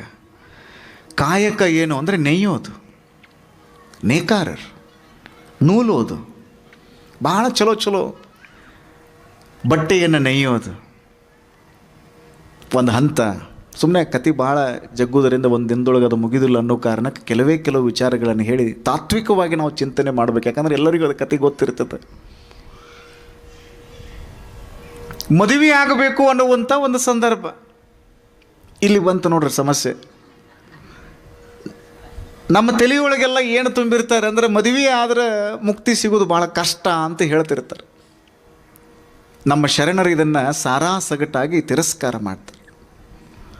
ಅವರು ದಾಂಪತ್ಯ ಜೀವನವನ್ನು ಸ್ವೀಕಾರ ಮಾಡಿದಂಥವ್ರು. ನೀವು 12ನೇ ಶತಮಾನದ ಶರಣರ ಕುರಿತಾಗಿ ಚಿಂತನೆ ಮಾಡಿದಿರಿ ಅಂದರೆ ನಿಮಗೆ ಬ್ರಹ್ಮಚಾರಿಗಳು ಸಿಗೋದು, ಸನ್ಯಾಸಿಗಳು ಸಿಗೋದು ಭಾಳ ಕಷ್ಟ ರೀ. ಅಲ್ಲಮ ಪ್ರಭುದೇವರು, ಚನ್ನಬಸವಣ್ಣನವರು, ಸಿದ್ದರಾಮೇಶ್ವರರು, ಇಂಥ ಕೆಲವು ಜನ ನೀವು ಗುರುತಿಸಬಹುದು. ಆದರೆ ಬಹುತೇಕರು ಎಲ್ಲರೂ ಕೂಡ ಮದುವೆ ಆದವರನ್ನರಿ ಅವರು. ಬುದ್ಧ ಸಂಸಾರವನ್ನು ಒದ್ದ, ಮಹಾವೀರ ಸಂಸಾರವನ್ನು ಒದ್ದು ಬಿಟ್ಟರು. ಬೇಡ ಬ್ಯಾಡಿದ ಅಂತೇಳಿ ಗೆದ್ರಿ ಅವರು. ಹೆಂಗೆ ಗೆದ್ದರು ಅಂದ್ರೆ ಸಂಸಾರವನ್ನು ಒದ್ದು ಗೆದ್ದರು. ಬಸವಣ್ಣನವರು ಸಂಸಾರದೊಳಗೆ ಇದ್ದು ಗೆದ್ದರು. ಹೀಗಾಗಿ ಸಂಸಾರ ಅನ್ನುವಂಥದ್ದು ಸಣ್ಣದಲ್ಲ, ಸಂಸಾರದೊಳಗೆ ಸದ್ಗತಿ ಐತಿ ಅಂತ ನಾವು ತಿಳ್ಕೋಬೇಕು. ಸಂಸಾರವನ್ನು ಒದ್ದು ಗೆಲ್ಲೋದು ಏನು ಸಂಸಾರದೊಳಗೆ ಇದ್ದು ಗೆಲ್ಲೋದು, ಇದನ್ನು ಭಾಳ ತಲೆಯಾಗಿ ಇಟ್ಕೋಬೇಕ್ರಿ ನಾವು. ಅದಕ್ಕೆ ದಾಸಿಮಯ್ಯನವ್ರು ಅಂದರು, ಸತಿಪತಿಗಳೊಂದಾದ ಭಕ್ತಿ ಹಿತವಪ್ಪುದು ಶಿವಂಗೆ. ದಾಂಪತ್ಯ ಜೀವನ, ಶರಣ ಸಮ್ಮತವಾಗಿರುವಂತಹ ಜೀವನ. ಕಾವಿ ಬಟ್ಟೆ ಹಾಕ್ಕೊಂಡು ಹಿಮಾಲಯಕ್ಕೆ ಹೋಗಿ 3 ಫೂಟ್ ಅಂತರ ಎದ್ದು ಪೂಜೆ ಮಾಡಿಕೊಂಡು ತಪಸ್ಸು ಮಾಡಿದ್ರೇ ಮುಕ್ತಿ ಸಿಗ್ತದೆ ಅಂತ ಇಟ್ಕೋಬಾರ್ದು ತಲೆಯೊಳಗೆ. ನಮ್ಮ ಶರಣರಂತಾರೆ ಶಿವಯೋಗ ಸಾಧನೆ ಮಾಡಬೇಕು. ಅದು ಪ್ರಾತಃ ಕಾಲದೊಳಗನ ಮಾಡಬೇಕು. ಮುಂಜಾನೆ 3 ಗಂಟೆಗನ ಏಳಬೇಕು, ತಪಸ್ಸು ಮಾಡಬೇಕು, ಶಿವಯೋಗ ಸಾಧನೆ ಮಾಡಬೇಕು. ನಾವೊಂದು ಇಂಜಿನಿಯರಿಂಗ್ ಕಾಲೇಜಿಗೆ ಹೋದಾಗ ಹೇಳಿದೆ, ನಿಮ್ಮ ಜೀವನ ಬಂಗಾರ ಆಗಬೇಕಾಗಿತ್ತಂದ್ರೆ ನೀವು 3 ಗಂಟೆ ಕೇಳಬೇಕು. ಒಬ್ಬ ಹುಡುಗಂದ, ಅಜ್ಜಾರ ಮುಂಜಾನೆ 3 ಮಧ್ಯಾಹ್ನ 3 ಅದನ್ನು ಹೇಳ್ರಿ. ಮುಂಜಾನೆ 3 ಗಂಟೆಗೆ ಗೊತ್ತಮ್ಮ ಅಂತ ನಾ ಅಂದೆ. ಆ ಹುಡುಗ ಪ್ರಾಂಜಲ ಮನಸ್ಸಿನಿಂದ ಹೇಳ್ದ, ನಾವು ಮಕ್ಕಳ್ದ ಮುಂಜಾನೆ 3 ಗಂಟೆಗೆ. ಇವತ್ತಿನ ವ್ಯವಸ್ಥೆ ನೋಡ್ರಿ ನೀವು, ಎಲ್ಲರೂ ಸ್ಕ್ರೀನಿಂಗ್ ಮಾಡ್ತಾ ಮೊಬೈಲ್ ಕೈಯೊಳಗೆ ಇಟ್ಕೊಂಡು ಸಣ್ಣ ಮಕ್ಕಳಿಗೆ ನಿಮ್ಮ ವಯಸ್ಸಿಗೆ ಬಂದಿರುವಂಥ ಮಕ್ಕಳ ಮೇಲೆ ಒಂದು ಕಣ್ಣಿಡಬೇಕು ನೀವು. ಅವ್ರು ಯಾವಾಗ ಮಲ್ಕೋತಾರೆ ಅನ್ನೋದು ನೋಡಬೇಕು ನೀವು. ಅವ್ರ ಮೊಬೈಲ್ ಒಳಗೆ ಏನೇನು ಆ್ಯಕ್ಟಿವಿಟಿಗಳನ್ನು ಮಾಡ್ತಿರ್ತಾರೆ ಅನ್ನುವಂಥದ್ರ ಬಗ್ಗೆ ಲಕ್ಷ್ಯ ಕೊಡಬೇಕು ನೀವು. ಯಾಕಂದರೆ ಇವತ್ತು ಮೊಬೈಲ್ ಅನ್ನುವಂಥದ್ದು ಪೂರಕ ಆಗಬೇಕು, ಆದರೆ ದುರ್ದೈವ ಇವತ್ತದು ಮಾರಕ ಆಗಕತ್ತದ. ಹೀಗಾಗಿ ನೀವು ಆ ಮಕ್ಕಳ ಮೇಲೆ ಒಂದು ಲಕ್ಷ್ಯ ಇಡಬೇಕು. ನಿಮ್ಮ ಮನೆಯೊಳಗೆ ತಿಜೋರಿ ಒಳಗೆ ರೊಕ್ಕ ಇದ್ದು ಅಂದ್ರೆ ಯಾವತ್ತೂ 1 ಲಕ್ಷ ನಿಮ್ಮದು ಆ ಕಡೆ ಇರ್ತೈತೆ ರೀ ನಿಮ್ಮದು. ಈಗಂತೂ ಬಿಡ್ರಿ, ಮೊಬೈಲ್ ಒಳಗನ ಫೋನ್ಪೇ, ಗೂಗಲ್ ಪೇ ಎಲ್ಲ ಬಂದವ, ಆ ಮಾತು ಬೇರೆ. ನಿಮ್ಮ ಮನೆಯೊಳಗೆ ಸಂಪತ್ತಿತ್ತು ಅಂದರೆ 1 ಲಕ್ಷ ಯಾವಾಗಲೂ ನಿಮ್ಮದು ಆ ಕಡೆ ಹೆಂಗೆ ಇರ್ತದಲ್ಲ. ನಾನು ನಿಮಗೆ ಹೇಳೋದು, ಆ ಸಂಪತ್ತು ಹಾಳಾದ್ರೆ ಮತ್ತೆ ನೀವು ಗಳಿಸಬಹುದು. ನಿಮ್ಮ ಮಕ್ಕಳ ಸಂಪತ್ತು ಹಾಳಾದ್ರೆ ನೀವು ಹೆಂಗೆ ಗಳಿಸ್ತೀರಿ? ಅದಕ್ಕೆ ಅಪ್ಪವ್ರು ಅಂತಿದ್ರಲ್ರಿ, ಗದಗಿನ ಜಗದ್ಗುರು ಮಹಾಸನ್ನಿಧಿಯವರು. ನೋಡ್ಬೇಕ್ರಿ ನೀವು, ಅವ್ರ ಮಾತು ಕೇಳಬೇಕು. ಕೈಯಾಗ ಒಂದು ಬೆತ್ತ ಹಿಡ್ಕೊಂಡು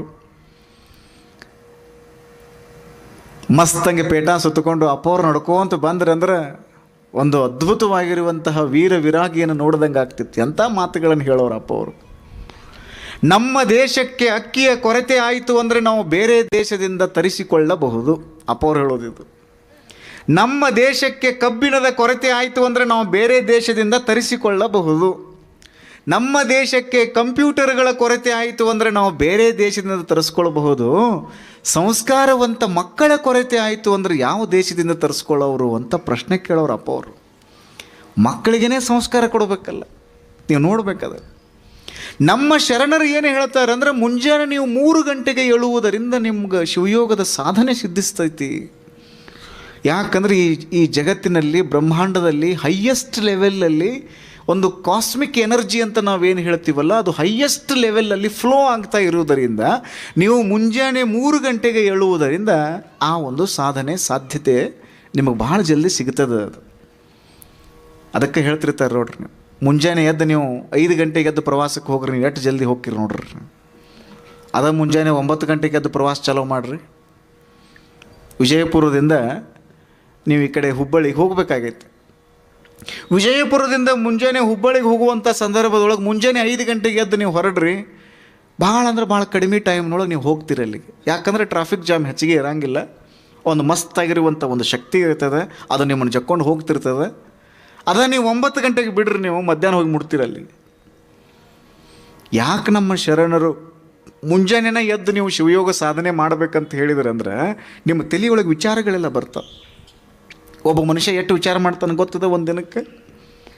ಇವತ್ತು ಮಾಡರ್ನ್ ಸೈನ್ಸ್ ಅನ್ನುವಂಥದ್ದು ಒಂದು ಎವಿಡೆಂಟ್ ಕೊಡ್ತದೆ, ಒಂದು ಪುರಾವೆ ಕೊಡ್ತದೆ. ಒಬ್ಬ ಮನುಷ್ಯ ಒಂದು ದಿನಕ್ಕೆ 50,000 ವಿಚಾರಗಳನ್ನು ಮಾಡ್ತಾನಂತ. ವಿಚಾರ ಮಾಡ್ರಿ ನೀವೆಲ್ಲ. ಅವು ಸಿಡಿದು ಹೋಗಿಲ್ಲಲ್ರಿ ತಲೆ, ಇದೇ ಒಂದು ಪವಾಡ್ರಿ. 50,000 ವಿಚಾರ ಮಾಡಿದ್ರೂ ಕೂಡ ನೀವು ಯಾರೂ ಸಿಡಿಲಾರ್ದಂಗೆ ಕೂತಿರಲ್ರಿ. ನೋಡ್ರಿ ತಣ್ಣಗೆ ಹೆಂಗೆ ಕೂತಿರಿ ನೀವು, ಬಸವನ ಕೂತಂಗೆ. ಇದೊಂದು ಪವಾಡನ ರೀ ಇದು. 50,000 ವಿಚಾರಗಳನ್ನು ಮಾಡಿ ನಾವು ಶಾಂತವಾಗಿರ್ತೀವಿ ಅಂದ್ರೆ ಎಂಥ ಶಕ್ತಿ ಬಂದಿರ್ಬೇಕು ಹೇಳ್ರಿ ನಮಗೆ. ನೋಡೋಣ ನೀವು, ಇದು ಕಡಿಮೆ ಹಾಕ್ಕೊಂತ ಬಂದರೆ ಅಂದರೆ ನಿಮ್ಮ ಮನಸ್ಸಿನೊಳಗೆ ಶಾಂತಿ ಅನ್ನುವಂಥದ್ದು ಬರ್ತದೆ. ಹೊರಗಡೆದೆಲ್ಲ ಈ ಗೊಂದಲ ಏನೈತಲ್ಲ ಇದನ್ನೆಲ್ಲ ಬಂದ್ ಮಾಡ್ಬೇಕ್ರಿ. ಇದನ್ನು ರವೀಂದ್ರನಾಥ್ ಠಾಗೂರ್ ಅವರು ದೋಣಿ ಮನೆಯೊಳಗೆ ಕೂತ್ಕೊಂಡು ಅಭ್ಯಾಸ ಮಾಡ್ತಿದ್ರು ಯಾವಾಗಲೂ. ನದಿಯ ಹಿನ್ನೀರಿನೊಳಗೆ ಒಂದು ದೋಣಿ ಮನೆ ಮಾಡಿದ್ರಿ ಅವರು. ಆ ನದಿಯೊಳಗನ ಕೂತ್ಕೋತಿದ್ರು. ಅಲ್ಲೇನೆ ಟೇಬಲ್ ಹಾಕ್ಕೊಂಡು ಒಂದು ಮೇಣದ ಬತ್ತಿ ಹಚ್ಕೊಂಡು ಭಾಳ ಗಾಢವಾಗಿರುವಂಥ ವಿಚಾರಗಳ ಕುರಿತಾಗಿ ಚಿಂತನೆ ಮಾಡ್ತಿದ್ರು. ಅವ್ರಿಗೆ ನಿದ್ದೆ ಬಂದಂಗೆ ಆಯ್ತು ರೀ. 12:30 ಸುಮಾರು ರಾತ್ರಿ 12. ಅಲ್ಲಿ ಏನು ಮೇಜಿನ ಮೇಲೆ ಏನು ಮೇಣದ ಬತ್ತಿ ಹಚ್ಚಿದ್ರಲ್ಲ ಅದನ್ನು ಆರಿಸಿಬಿಟ್ರಿ ಅವರು. ಮಲ್ಕೊಂಬಿಡುನು ಅಂತೇಳಿ. ಯಾಕೆ ಸುಸ್ತು ಅನ್ಸಕೈತ್ರಿ ಅವ್ರಿಗೆ. ಓದಿ ಸ್ವಲ್ಪ ಗಹನವಾದ ವಿಚಾರಗಳನ್ನು ಓದಾಕತ್ತಿದ್ರು. ಸುಸ್ತು ಅನ್ಸಕೈತು. ಮಲ್ಕೊಂಡು ಮುಂಜಾನೆ ಓದಿದ್ರೆ ಆತಂತ ತಿಳ್ಕೊಂಡು 12ವರೆಗೆ ಆ ಮೇಣದ ಬತ್ತಿ ಆರಿಸಿದ್ರಿ. ಕಣ್ಣು ತೆಗೆದು ನೋಡ್ತಾರೆ, ಪವಾಡ ಹಾಕತ್ಬಿಟ್ಟು ಜಗತ್ತಿನಾಗೆಲ್ಲ ಬ್ರಹ್ಮಾಂಡದೊಳಗೆ. ಅವತ್ತೇನಾಗಿತ್ತು ಅಂದ್ರೆ ಹುಣ್ಣಿಮೆ ಆಗಿತ್ತು. ಎಲ್ಲ ಕಡೆ ಹಾಲು ಚೆಲ್ಲಿದಂಗೆ, ಹಿಟ್ಟು ಚೆಲ್ಲಿದಂಗೆ ಬೆಳದಿಂಗಳ. ಅರೇ, ಇಷ್ಟು ಅದ್ಭುತವಾಗಿರುವಂಥ ಬೆಳದಿಂಗಳ ನಾನು ನೋಡಲೇ ಇಲ್ಲಲ್ಲ ಇಷ್ಟೊತ್ತಿನವರೆಗೂ. ಇದನ್ನು ನಾನು ಅನುಭವಿಸ್ಲೇ ಇಲ್ಲಲ್ಲ. ಯಾಕೆ ಅನುಭವಿಸ್ಲಿಲ್ಲ ನಾನು ಅಂತ ತಿಳ್ಕೊಂಡು ಕಣ್ಣು ಮುಚ್ಕೊಂಡು ಕೂತ್ಕೊಂಡ್ರು. ಯಾವುದು ಅಡ್ಡ ಬಂದಿತ್ತು ಅದಕ್ಕೆ? ಇಷ್ಟು ದೊಡ್ಡದಾಗಿರುವಂಥ ಪ್ರಹ್ಲಾದವಾಗಿರುವಂಥ ಆಹ್ಲಾದಕರವಾಗಿರುವಂತಹ ಏನು ಬೆಳದಿಂಗಳು ಬಿದ್ದಿತ್ತಲ್ಲ, ಇದಕ್ಕೆ ಅಡ್ಡ ಯಾವುದಾಗಿತ್ತು ಅಂದರೆ ಒಂದು ಸಣ್ಣ ಮೇಣದ ಬತ್ತಿ ಅಡ್ಡಾಗಿತ್ತು ರೀ ಅದಕ್ಕೆ. ಅವರ ಆ ಡೈರಿ ಒಳಗೆ ಮಾತು ಬರೆದ್ರಂತ, ಅದ್ಭುತವಾಗಿರುವಂಥ ಬೆಳದಿಂಗಳು ಬಿದ್ದಿತ್ತು, ಪ್ರಕಾಶಮಾನವಾಗಿರುವಂಥ ಬೆಳದಿಂಗಳು ಬಿದ್ದಿತ್ತು, ದೇದೀಪ್ಯಮಾನವಾಗಿರುವಂಥ ಬೆಳದಿಂಗಳು ಬಿದ್ದಿತ್ತು. ಸಣ್ಣ ಮೇಣದ ಬತ್ತಿ ಅದಕ್ಕೆ ಅಡ್ಡಿಯಾಗಿತ್ತು. ಆ ಮೇಣದ ಬತ್ತಿಯನ್ನು ನಾನು ಆರಿಸಿದೆ, ಅದ್ಭುತವಾದ ಬೆಳದಿಂಗಳನ್ನು ಅನುಭವಿಸಿದೆ ಅಂತ ಬರೆದ್ರು. ನಾವು ಇಷ್ಟ ತಿಳ್ಕೊಂಡು ಬಿಡೋದು, ಪ್ರಾಪಂಚಿಕ ವ್ಯವಹಾರಗಳ ಮೇಣದ ಬತ್ತಿಯನ್ನು ನಾವು ಹಚ್ಚಿಟ್ಟಿವಿ. ಹಿಂಗೆ ಹಚ್ಚಿಟ್ರಿ ಅಂದ್ರೆ ಬಸವಣ್ಣನ ಭಕ್ತಿ ನಿಮಗೆ ಕಾಣಿಸಂಗಿಲ್ಲ. ಅವುಗಳನ್ನು ಆರಿಸಿಬಿಟ್ರಿ ಅಂತಂದ್ರೆ ಬಸವಣ್ಣನ ಬೆಳಕು ಏನೈತಲ್ಲ ಅದು ನಿಮಗೆಲ್ಲರಿಗೂ ಕಾಣಿಸ್ತೈತಿ ಅನ್ನುವಂಥದ್ದನ್ನು ನಾವು ಅರ್ಥ ಮಾಡ್ಕೋಬೇಕು. ಎಷ್ಟು ಚಂದದ ನೋಡ್ರಿ.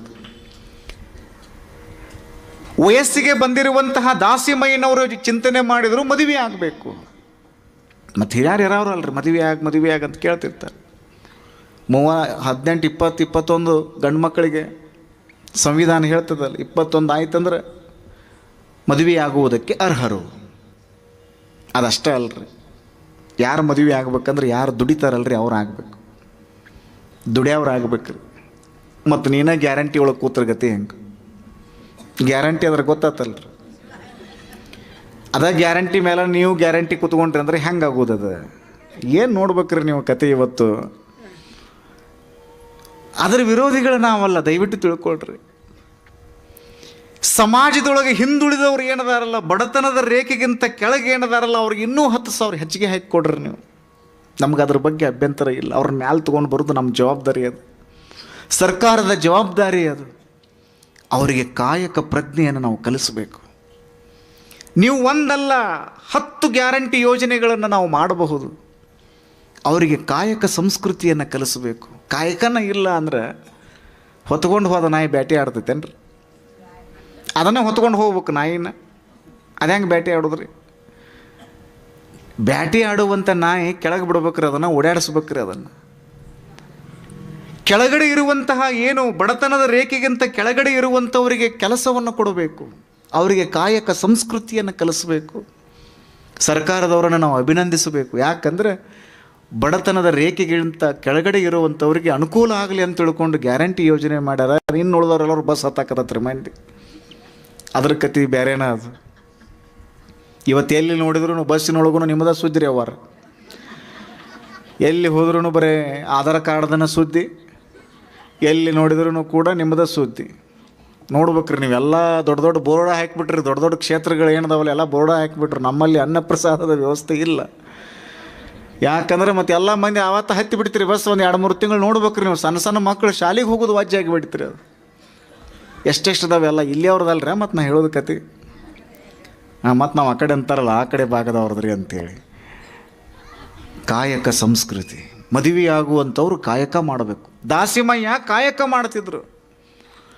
ದುಗ್ಗಳೆ ಒಬ್ಬ ಹೆಣ್ಮಗಳು, ಭಾಳ ನೋಡ್ರಿ ಸದ್ಗೃಹಿಣಿ. ದಾಸಿಮಯ್ಯನ ಪ್ರಖರವಾಗಿರುವಂತಹ ವಿಚಾರಗಳಿಗೆ ಸಾನೆ ಹಿಡಿಯುವಂತಹ ಕೆಲಸವನ್ನು ಮಾಡ್ತಿದ್ದ ದುಗ್ಗಳೆ. ಪತಿ ತೂಕ ಒಂದು ಕಡೆಗಾದರೆ, ಅನುಭವದ ತೂಕ ಒಂದು ಕಡೆಗಾದರೆ, ದುಗ್ಗಳೆ ಏನು ಹಿಂದೆ ಬಿದ್ದಕ್ಕೆಲ್ರಿ. ಮದುವೆ ಹೆಂಗಾಗೋದು?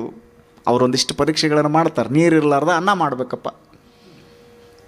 ಪಾದೋದಕ ಮಾಡ್ಕೊಂಡು ಅನ್ನ ಮಾಡಿಬಿಟ್ರಿ ದುಗ್ಗಳೆ. ನೀರು ಬೇರೆ, ಪಾದೋದಕ ಬೇರೆ. ಪಾದೋದಕ ಹೆಂಗೆ ನೀರು ಹಾಕ್ತದೆ? ಹೀಗಾಗಿ ಲಿಂಗೋದಕವನ್ನು ನಾವು ಇಟ್ಟುಕೊಂಡು ನೀವು ಅನ್ನವನ್ನು ಮಾಡಿಬಿಟ್ರಿ ಅಂತಂದರೆ ಅದು ನೀರು ಆಗಿರಂಗಿಲ್ಲ, ಅದು ಪಾದೋದಕನ ಆಗಿರ್ತದೆ. ಸೌದೆ ಇರಲಾರ್ದ ನೀನು ಮಾಡಬೇಕು. ಅದಕ್ಕೆ ಕಬ್ಬಿನ ರಸ ಹಿಂಡಿದಳು, ಆ ಸಿಪ್ಪಿ ತೆಗೆದುಕೊಂಡಳು, ಅದನ್ನೇ ಬೆಂಕಿ ಹಚ್ಚಿ ಒಲೆಯನ್ನು ಹಚ್ಚಿ ಆಕೆ ಅನ್ನವನ್ನು ಮಾಡಿದಳು. ಆ ಪರೀಕ್ಷೆಯನ್ನು ಆಕೆ ಗೆಲ್ತಾಳ. ಆಕೆಯನ್ನು ದಾಸಿಮಯ್ಯನವರು ಮದುವೆ ಆಗ್ತಾರೆ. ಇಲ್ಲಿಗೆ ಜೀವನದ ಒಂದು ಹಂತ ರೀ. ಇದು ಒಂದು ಹಂತಕ್ಕೆ ಬಂತಿದ್ದು. ಚಂದ ಚಂದ ವಚನಗಳು ನೋಡ್ಬೇಕ್ರಿ ನೀವು, ಅವರಿಬ್ಬರು ವಚನಗಳು. ಕರಿಯ ನಿತ್ತಡೆ ಒಲ್ಲೆ, ಸಿರಿಯ ನಿತ್ತಡೆ ಒಲ್ಲೆ, ಹಿರಿದಪ್ಪ ರಾಜ್ಯವ ನಿತ್ತಡೆಯೂ ಒಲ್ಲೆ. ನಿಮ್ಮ ಶರಣರ ಸುಳ್ನುಡಿಗಳ ಒಂದರಗಳಿಗೆಯ ನಿತ್ತರೆ ನಿಮ್ಮ ನಿತ್ಯ ಕಾಣ ರಾಮನಾಥ ಅಂತ ಅವರಂತ. ಕರಿಯ ಅಂದರೆ ಆನೆ. ನನಗೆ ಆನೆಯನ್ನು ಕೊಟ್ಟರು ಕೂಡ ಬೇಡ. ದಾಸಿಮಯ್ಯನವ್ರು ಅನ್ನೋದ್ರಿ ಇದನ್ನು. ಆನೆ ಅಂದರೆ ಸಂಪತ್ತಿನ ಸಂಕೇತ ರೀ ಅದು. ಆನೆ ತರೋದು ದೊಡ್ಡದಲ್ರಿ, ಆನೆ ಸಾಕೋದು ದೊಡ್ಡದು. ಆನೆ ಯಾರಾದರೂ ತರಬಹುದು. ದೊಡ್ಡ ದೊಡ್ಡ ಕಾರುಗಳನ್ನು ತಗೊಳ್ಳೋದು ದೊಡ್ಡದಲ್ಲ, ಅದಕ್ಕೆ ಎಣ್ಣೆ ಹಾಕ್ಬೇಕಲ್ರಿ, ಮೇಂಟೆನೆನ್ಸ್ ಮಾಡ್ಬೇಕಲ್ಲ. ದೊಡ್ಡ ದೊಡ್ಡ ಮನೆ ಕಟ್ಟೋದು ದೊಡ್ಡದಲ್ಲ, ಅದನ್ನು ಕಸ ಹೊಡೆಯೋರು ಬೇಕಲ್ರಿ. ಅದಕ್ಕೆ ನಮ್ಮ ಶರಣರು ಅಂದರು, ದೊಡ್ಡ ಮನೆ ಕಟ್ಟಿದ್ರೆ ಕಸ ಯಾರು ಹೊಡೆಯವರು, ಸುಮ್ಮ ಗುಡಿಸಲ್ದಾಗಿರು ಅಂದರು. ಅವ್ರು ಗುಡಿಸಲ್ದಾಗ ಇದ್ರಿ. ಅವ್ರು ಮನಸ್ಸು ದೊಡ್ಡದಿತ್ತು. ಅವ್ರು ಮನೆ ನೋಡ ಬಡವರು, ಮನ ಘನಮನ ಸಂಪನ್ನರು. ಅವ್ರದ್ದು ಅದ್ಭುತವಾದ ಮನಸ್ಸು ಅವ್ರದ್ದು. ಆನೆ ಕೊಟ್ಟರು ಬೇಡ, ಸಂಪತ್ತು ಕೊಟ್ಟರು ಬೇಡ, ಹಿರಿದಪ್ಪ ರಾಜ್ಯವ ನಿತ್ತಡೆಯುವಲ್ಲೇ. ಒಂದು ರಾಜ್ಯದ ಮುಖ್ಯಮಂತ್ರಿಯನ್ನಾಗಿ ನಿಮ್ಮನ್ನು ಮಾಡ್ತೀವಿ ಬರ್ರಿ ಅಂತ ತಿಳ್ಕೊಂಡು ನನ್ನನ್ನು ಯಾರಾದರೂ ಕರೆದ್ರೆ ನಾವು ಅಲ್ಲೇ ಅಂತೀನಿ ಅಂತ ದಾಸಿಮಯ್ಯನವ್ರು ಅಂತಾರೆ. ಹಿರಿದಪ್ಪ ರಾಜ್ಯವ ನಿತ್ತಡೆಯುವಲ್ಲೇ. ಹಾಗಾದರೆ ನನಗೇನು ಬೇಕಪ್ಪ ಅಂತ ತಿಳ್ಕೊಂಡು ದೇವರು ಕೇಳಿದ ಅಂದರೆ, ನಿಮ್ಮ ಶರಣರ ಸುಳ್ನುಡಿಗಳ ಒಂದರಗಳಿಗೆಯ ನಿತ್ತರೆ ನಿಮ್ಮ ನಿತ್ಯ ಕಾಣ ರಾಮನಾಥ. ನನಗೆ ರಾಜ್ಯ ಬೇಡ, ಅಂಬಾರಿ ಬೇಡ, ಒಡವೆ ವಸ್ತ್ರಗಳು ಬೇಡ, ಬೆಳ್ಳಿ ಬಂಗಾರ ಬೇಡ, ಕನಕ ಬೇಡ, ಮುತ್ತು ರತ್ನ ವಜ್ರ ವೈಡೂರ್ಯ ಯಾವುದೂ ಬೇಡ. ಶರಣರ ಮಾತುಗಳನ್ನು ಕೇಳುವಂತಹ ಭಾಗ್ಯವನ್ನು ಕರುಣಿಸಿಬಿಟ್ಟು ಅಂದರೆ ನನಗೆ ಭಾಳ ಅಂದ್ರೆ ಭಾಳ ಖುಷಿ ಆಗ್ತೈತೆ ನೋಡಪ್ಪ ಅನ್ನುವಂಥ ಮಾತನ್ನು ಹೇಳ್ತಾರೆ. ಅಂದರೆ ಆ ಅನುಭವ ಪರಂಪರೆಗೆ ಅವ್ರು ಎಷ್ಟು ಗೌರವ ಕೊಟ್ಟಿರ್ಬೇಕು ಹೇಳ್ರಿ ನೋಡೋಣ. ಕಡಗಿಲಿಲ್ಲದ ಬಂಡಿ, ಎಷ್ಟು ಚಂದ ವಚನ ಬರೆದಾರೆ. ಕಡಗಿಲಿಲ್ಲದ ಬಂಡಿ.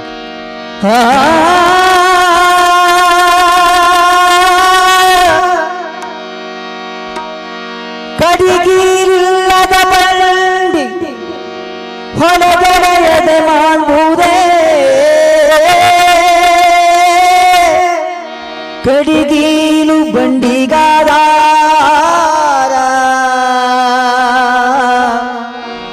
ಕಡಿಗೀಲು ಬಂಡಿಗಾರ,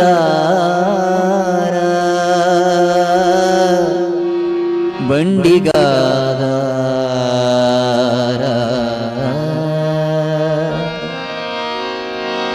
ಕಡಿಗಿಲಿಲ್ಲದ ಬಂಡಿ ಹೊಲಗಡೆಯದೆ ಮಾಡುವುದೇ, ಕಡಿಗಿಲಿಲ್ಲದ ಬಂಡಿ ಹೊಲಗಡೆಯದೆ ಮಾಡುವುದೇ, ಕಡಿಗಿಲ್ಲದ ಬಂಡಿ, ಕಡಿಗಿಲ್ಲದ ಬಂಡಿ ಹೊಲಗಡೆಯದೆ ಮಾಡುವುದೇ,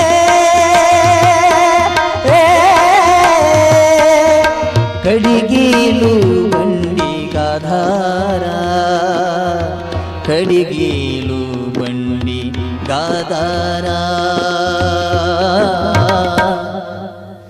ಕಡಿಗಿಲ್ಲದ ಬಂಡಿ ಹೊರಗಡೆಯದೆ ಮಾಡುವುದೇ ಕಡಿಗಿಲ್ಲದ ಬಂಡಿ ಹೊರಗಡೆಯದೆ ಮಾಡುವುದೇ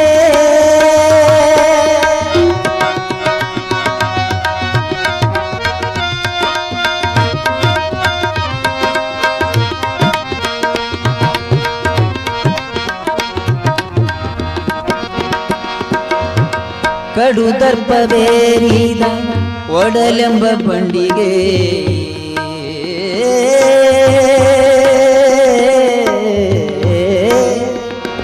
ಈ ಕಡು ದರ್ಪವೇರಿದ ಒಡಲೆಂಬ ಬಂಡಿಗೆ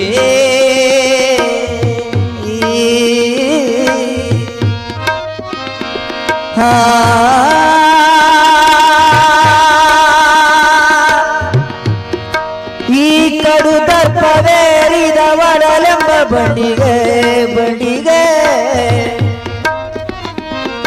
ಈ ಕಡು ದರ್ಪವೇರಿದ ಒಡಲೆಂಬ ಬಂಡಿಗೆ ಮೃಡಭಕ್ತರ ನುಡಿಗರಣವೇ ಮೃಡಭಕ್ತರ ನುಡಿಗರಣವೇ ಕಡಿಗಿಲು ಕಾಣ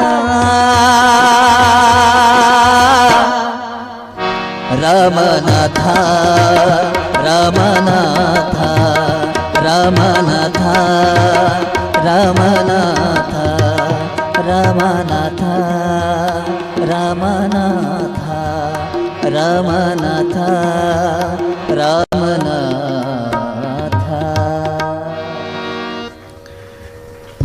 ಕಡಗೀಲು ಬಂಡಿಗಾಧಾರ. ಇದೊಂದು ಬಂಡ್ರಿ. ಇದು ದೇಹ ಅನ್ನುವುದು ಒಂದು ಬಂಡಿ. ಕಡುದರ್ಪವೇರಿದ ಒಡಲೆಂಬ ಬಂಡಿಗೆ ಮೃಡಶರಣರ ನುಡಿಗಡನವೇ ಕಡಗೀಲು. ಕಾಲುಗಳೆರಡು ಗಾಲಿ ಕಂಡಯ್ಯ, ದೇಹವೆಂಬುವುದೊಂದು ತುಂಬಿದ ಬಂಡಿ ಕಂಡಯ್ಯ. ಬಂಡಿಯ ಹೊಡೆವರು ಐವರು ಮಾನಿಸರು, ಒಬ್ಬರಿಗೊಬ್ಬರೂ ಸಮವಿಲ್ಲವಯ್ಯ. ಅದರಿಚ್ಛೆಯ ನರಿದು ಹೊಡೆಯದಿದ್ದರೆ ಅದರಚ್ಚು ಮುರಿದಿತ್ತು ಗುಹೇಶ್ವರ. ತುಂಬಿದ ಬಂಡಿ, 5 ಮಂದಿ ಹೊಡ್ಯಾಕತ್ತಾರ. ಒಬ್ಬರ ಹೊಡೆದ್ರನ ಬರೋಬ್ಬರ ಹೋಗಂಗಿಲ್ಲ ಬಂಡಿ. 5 ಮಂದಿ ಹೊಡ್ಯಾಕತ್ತಾರ ನೋಡ್ರಿ. ಅಡಿಗೆ ಎಷ್ಟು ಮಂದಿ ಮಾಡ್ಬೇಕ್ರಿ? ಒಬ್ಬರ ಮಾಡ್ಬೇಕು. ಇಬ್ಬರು ಅಡಿಗೆ ಮಾಡಿದ್ರೆ ಅಂದ್ರೆ ಅವರು ಉಪ್ಪು ಹಾಕಿಲ್ಲಂತ ಇವರು ಉಪ್ಪು ಹಾಕಿಲ್ಲಂತ ಅವರು. ಇಬ್ಬರು ಕೂಡ ಒಂದೊಂದು ಚಮಚೆ ಉಪ್ಪು ಹಾಕಿಬಿಟ್ರೆ ಅಂದ್ರೆ ಗತಿ ಏನಾಗಬೇಕ್ರಿ? Too many cooks spoil the food ಅಂತ ಹೇಳ್ತಾರೆ. ಭಾಳ ಮಂದಿ ಅಡುಗೆ ಮಾಡೋರಾದ್ರೆ ಅಂದ್ರೆ ಅಡಿಗೆ ಕೆಡ್ತೈತೆ ರೀ ಅದು. ಬಂಡಿ ಹೊಡೆಯವ್ರು ಒಬ್ಬರೇ ಇರಬೇಕು. 5 ಮಂದಿ ಹೊಡೆದ್ರಂದ್ರೆ ಎಲ್ಲರೂ ಒಂದೊಂದು ನಮೂನಿ ಹೊಡಿತಾರೆ. 5 ಮಂದಿ ಇದಾರಲ್ರಿ ಇವರ ಪಂಚೇಂದ್ರಿಯಗಳು, ಜ್ಞಾನೇಂದ್ರಿಯಗಳು, ಕರ್ಮೇಂದ್ರಿಯಗಳು ಎತ್ತಬೇಕಂತ ಹೊಡಿತಾರೆ. ಈ ಬಂಡಿ ಏನೈತೆಲ್ಲ ಇದು ಭಾಳ ಚಂದ ಹೋಗಬೇಕಾಗಿತ್ತು ಅಂದ್ರೆ 10 ರೂಪಾಯಿ ಕೀಲು ಹಾಕ್ಬೇಕ್ರಿ ಇದಕ್ಕೆ. ಆ ಕಡೆ ಆ ಗಾಲಿಗೊಂದು ಈ ಗಾಲಿಗೊಂದು. ಆ ಕೀಲು ಭಾಳ ಮಹತ್ವದ. ಕಡುದರ್ಪವೇರಿದ ಒಡಲೆಂಬ ಬಂಡಿಗೆ ಮೃಡಶರಣರ ನುಡಿಗಡನವೇ ಕಡಗೀಲು. ಎಷ್ಟು ಚಂದ ಬರ್ದಾರ್ರಿ ಇವರು ಎಲ್ಲ ಡಡ ನೋಡ್ರಿ. ಇದ್ರಾಗ ನೋಡ್ರಿ ನೀವು. ಕಡಗೀಲಿಲ್ಲದ ಬಂಡಿ ಹೊಡೆಗಡಬುದೆ ಮಾಂಬುದೆ, ಕಡಗೀಲು ಬಂಡಿಗಾಧಾರ, ಕಡುದರ್ಪವೇರಿದ ಒಡಲೆಂಬ ಬಂಡಿಗೆ ಮೃಡಶರಣರ ನುಡಿಗಡನವೇ ಕಡಗೀಲು ಕಾನ ರಾಮನಾಥ. ಎಷ್ಟು ಡದ ವಿಚಾರ ಮಾಡ್ರಿ. ಮನೆಗೆ ಹೋಗಿ ಅನ್ಸ್ಕೊಂಬರ್ರಿ. ನಾಳೆ ಓದ್ರಿ ಒಂದಿಷ್ಟು ವಚನಗಳನ್ನು ಓದ್ರಿ. ಚಂದ ವಚನಗಳ್ರಿ ಇವು. 23,000 ವಚನಗಳು ಸಿಕ್ಕವ್ರು ನಮಗೆ. 280 ಕೋಟಿ ವಚನವ ಹಾಡಿ ಹಲವು ಹಂಬಲಿಸಿ ತೆನ್ನ ಮನವು ಅಂತ ಅಲ್ಲಮ ಪ್ರಭುದೇವ್ರು ಅಂತಾರೆ. ಅಲ್ಲಮ ಪ್ರಭುದೇವ್ರು ಒಬ್ಬರ 160 ಕೋಟಿ ವಚನ ಬರ್ದಾರ. ನಮಗೆ ಸಿಕ್ಕಾವೀಗ 23,000 ವಚನ. ಇಟ್ಕೊಂಡು ನಾವು ಇಟ್ಟು ಜಿಗದಾಡಕತ್ತೀವಿ ಹೇಳ್ರಿ. ನಾವು ಅವೆಲ್ಲವೂ ಇದ್ರೆ ಏನಾಗಿರಬಾರ್ದು ಹೇಳ್ರಿ. ಆದರೆ ದುರ್ದೈವ ನಮ್ಮ ಕರ್ಣಪಟಗಳಿಗೆ ಅದು ಸಿಗಲಿಲ್ಲ. ಅದ್ರ ಬಗ್ಗೆ ಮತ್ತೊಂದು ದಿವಸ ಹೇಳ್ತೀನಿ, ವಿಷಯಾಂತರ ಆಗೋದು ಬೇಡ. ಎಷ್ಟು ಚೆನ್ನಾಗಿ ಹೇಳ್ತಾರೆ ನೋಡ್ರಿ. ಕಡುದರ್ಪವೇರಿದ ಒಡಲೆಂಬ ಬಂಡಿಗೆ ಮೃಡಶರಣರ ನುಡಿಗಡನವೇ ಕಡಗೀಲು ಕಾನ ರಾಮನಾಥ. ಭಾಳ ಚಂದ ಮಾತು. ಇಂಥ ವಚನಗಳನ್ನು ಬರ್ಕೋಂತ ಹಂಗೆ ಅಡ್ಯಾಡ್ಕೋಂತ ಹೋಗ್ತಿದ್ರಿ ಅವರು. ಅವ್ರ ಬಗ್ಗೆ ಒಂದು ಕಥೆ ಇದೆ. ಕಾಡಿನೊಳಗೆಲ್ಲ ಒಂದಿಷ್ಟು ಜನ ಸೇರಿದರು. ಅವರೆಲ್ಲ ಹಿಂಸಾಚಾರವನ್ನು ಮಾಡ್ತಿದ್ರು. ಹಿಂಸೆ ಅನ್ನುವಂಥದ್ದು ತಾಂಡವವಾಡ್ತಾ ಇತ್ತು. ಇವತ್ತು ಐತಲ್ಲ ಹಿಂಸೆ. ಇವತ್ತಿಗೂ ಕೂಡ ಆ ಹಿಂಸೆಯ ಹೊಡೆತಕ್ಕೆ ಸಿಕ್ಕಾಕೊಂಡು ಎಷ್ಟು ಜನ ನಲಿಗೆ ಹೋಗ್ಯಾರಂತೀರಿ ನೀವು. ಇಂಥ ಹಿಂಸಾಚಾರ ತಾಂಡವ ಆಡ್ತಾ ಇರುವಂಥ ಸಂದರ್ಭಕ್ಕೆ ಅಲ್ಲಿ ಹೋದರು ದಾಸಿಮಯ್ಯನವರು. ಹಿಂಸೆ ಬೇಡ, ಅಹಿಂಸೆಯಿಂದ ಇರ್ರಿ, ನಿಮ್ಮೊಳಗೆ ಪ್ರೀತಿಯನ್ನು ತುಂಬಿಕೊಳ್ಳ್ರಿ, ನಿಮ್ಮೊಳಗೆ ಒಂದು ಶಕ್ತಿ ಬರ್ತೈತಿ ಅಂತ ತಿಳ್ಕೊಂಡು ಹೇಳಿದರು. ಅವರೆಲ್ಲರೂ ಪರಿವರ್ತನೆ ಆದ್ರೆ ಕಾಡಿನೊಳಗಿರೋ ಅವರೆಲ್ಲ ರೈತರ ಹತ್ರ ಹೋದರು. ರೈತರಂದ್ರೆ ನೀವು ಸಾಮಾನ್ಯನ್ರಿಪ್ಪ, ನೀವು ಭಾಳ ಅಂದ್ರೆ ಭಾಳ ಚಲೋ ಕೆಲಸ ಮಾಡುವಂಥವ್ರು, ನೀವು ಎಲ್ಲರೂ ಹಿಂಗೆ ಸಾಧನೆ ಮಾಡಬೇಕಲ್ಲ, ಭೂಮಿನ ನಂಬಬೇಕು, ನೀವು ಕಾಯಕವನ್ನು ಯೋಗವಾಗಿಸಿಕೊಳ್ಳಬೇಕು, ನೀವೆಲ್ಲರೂ ಕಾಯಕ ಯೋಗಿಗಳಾಗಬೇಕು ಅಂತ ತಿಳ್ಕೊಂಡು ಹೇಳಿದರು. ಅವರು ಎಲ್ಲರೂ ಯೋಗಿಗಳಾದರು. ಇವ್ರು ಎಲ್ಲೆಲ್ಲಿ ಹೋಗ್ತಾರಲ್ಲ ಯೋಗಿಗಳನ್ನ ಆಗವ್ರಿ ಅಲ್ಲಿ. ಯಾಕಂದ್ರೆ ನೀವು ಯಾರು ಸಂಘ ಮಾಡ್ತೀರಿ ಹಂಗೆ ಬದಲಾಕೊಂತ ಹೋಗ್ತೀರಿ. ನೀವು 10 ಮಂದಿ ಸಂಗೀತಗಾರರ ಮಧ್ಯದೊಳಗೆ ನೀವು ಒಬ್ಬರು ಕುತ್ಕೊಂಡು ಬಿಟ್ರಿ ಅಂದ್ರೆ 11ನೇದವ್ರು ನೀವು ಸಂಗೀತಗಾರ ಹಾಕಿರಿ ನೋಡ್ರಿ. ನೀವು ಬೇಕಾರೆ 10 ಮಂದಿ ಅರ್ಥಶಾಸ್ತ್ರಜ್ಞರ ಮಧ್ಯೆ ನೀವು ಕುತ್ಕೊಂಡು ಬಿಟ್ರಿ ಅಂದ್ರೆ 11ನೇದವ್ರು ನೀವು ಅರ್ಥಶಾಸ್ತ್ರಜ್ಞ ಹಾಕಿರಿ ಸ್ವಲ್ಪ ದಿನದಾಗ. 10 ಜನ ಆಟಗಾರರು ಕ್ರಿಕೆಟ್ ಆಟಗಾರರ ಮಧ್ಯೆ ನೀವು ಕುತ್ಕೊಂಡು ಬಿಟ್ರಿ ಅಂದ್ರೆ 11ನೇ ಕ್ರಿಕೆಟ್ ಆಟಗಾರ ನೀವು ಆಗಿರ್ತೀರಿ. 10 ಜನ ಕಬಡ್ಡಿ ಆಟಗಾರರ ಮಧ್ಯೆ ನೀವು ಕುತ್ಕೊಂಡು ಬಿಟ್ರಿ ಅಂದ್ರೆ 11ನೇ ಕಬಡ್ಡಿ ಆಟಗಾರ ನೀವು ಆಗಿರ್ತೀರಿ. 10 ಜನ ಹುಂಬರು ಮಧ್ಯೆ ನೀವು ಕುತ್ಕೊಂಡು ಬಿಟ್ರಿ ಅಂದ್ರೆ 11ನೇ ಹುಂಬು ನಾವು ಆಗಿರ್ತೀವಿ. ನನಗೆ ಖುಷಿ ಅನಿಸೋದು ಏನಂದ್ರೆ ಸಾವಿರ ಜನ ಅನುಭವ ಮಂಟಪದೊಳಗೆ ಎಲ್ಲ ಶರಣರ ಮಧ್ಯೆ ನೀವೆಲ್ಲ ಕೂತ್ಕೋತೀರಿ ಅಂದರೆ ನೀವು ಒಬ್ಬರು ಶರಣರೇ ಆಗಿರ್ತೀರಿ ಅನ್ನುವಂಥದ್ದನ್ನು ನಾವು ತಿಳ್ಕೊಳ್ಬೇಕು. ಲಕ್ಷ ಮಂದಿ ಐತ್ರಿ ವಿಜಯಪುರದೊಳಗೆ, ಎಲ್ಲರೂ ಹಂಗದಾರ ಅಂತ ಹೇಳಕ್ಕೆ ಬರ್ತದೆ. ಆಧ್ಯಾತ್ಮ ಕೆಲವು ಜನರನ್ನು ಕೈ ಮಾಡಿ ಕರ್ಕೊಳ್ತದೆ, ಇನ್ನು ಕೆಲವರನ್ನು ಅಪ್ಕೊಂಡು ಬಿಡ್ತದೆ, ಇನ್ನು ಕೆಲವರಿಗನ್ನ ಕೈ ಹಿಡಿದು ಮುನ್ನಡೆಸಿಬಿಡ್ತದೆ. ನೀವೆಲ್ಲ ನೋಡ್ರಿ ಬಂದು ಎಲ್ಲ ಬಿಟ್ಟು ಬಂದು ಕುಂಡಿರ್ತಿರಲ್ಲ.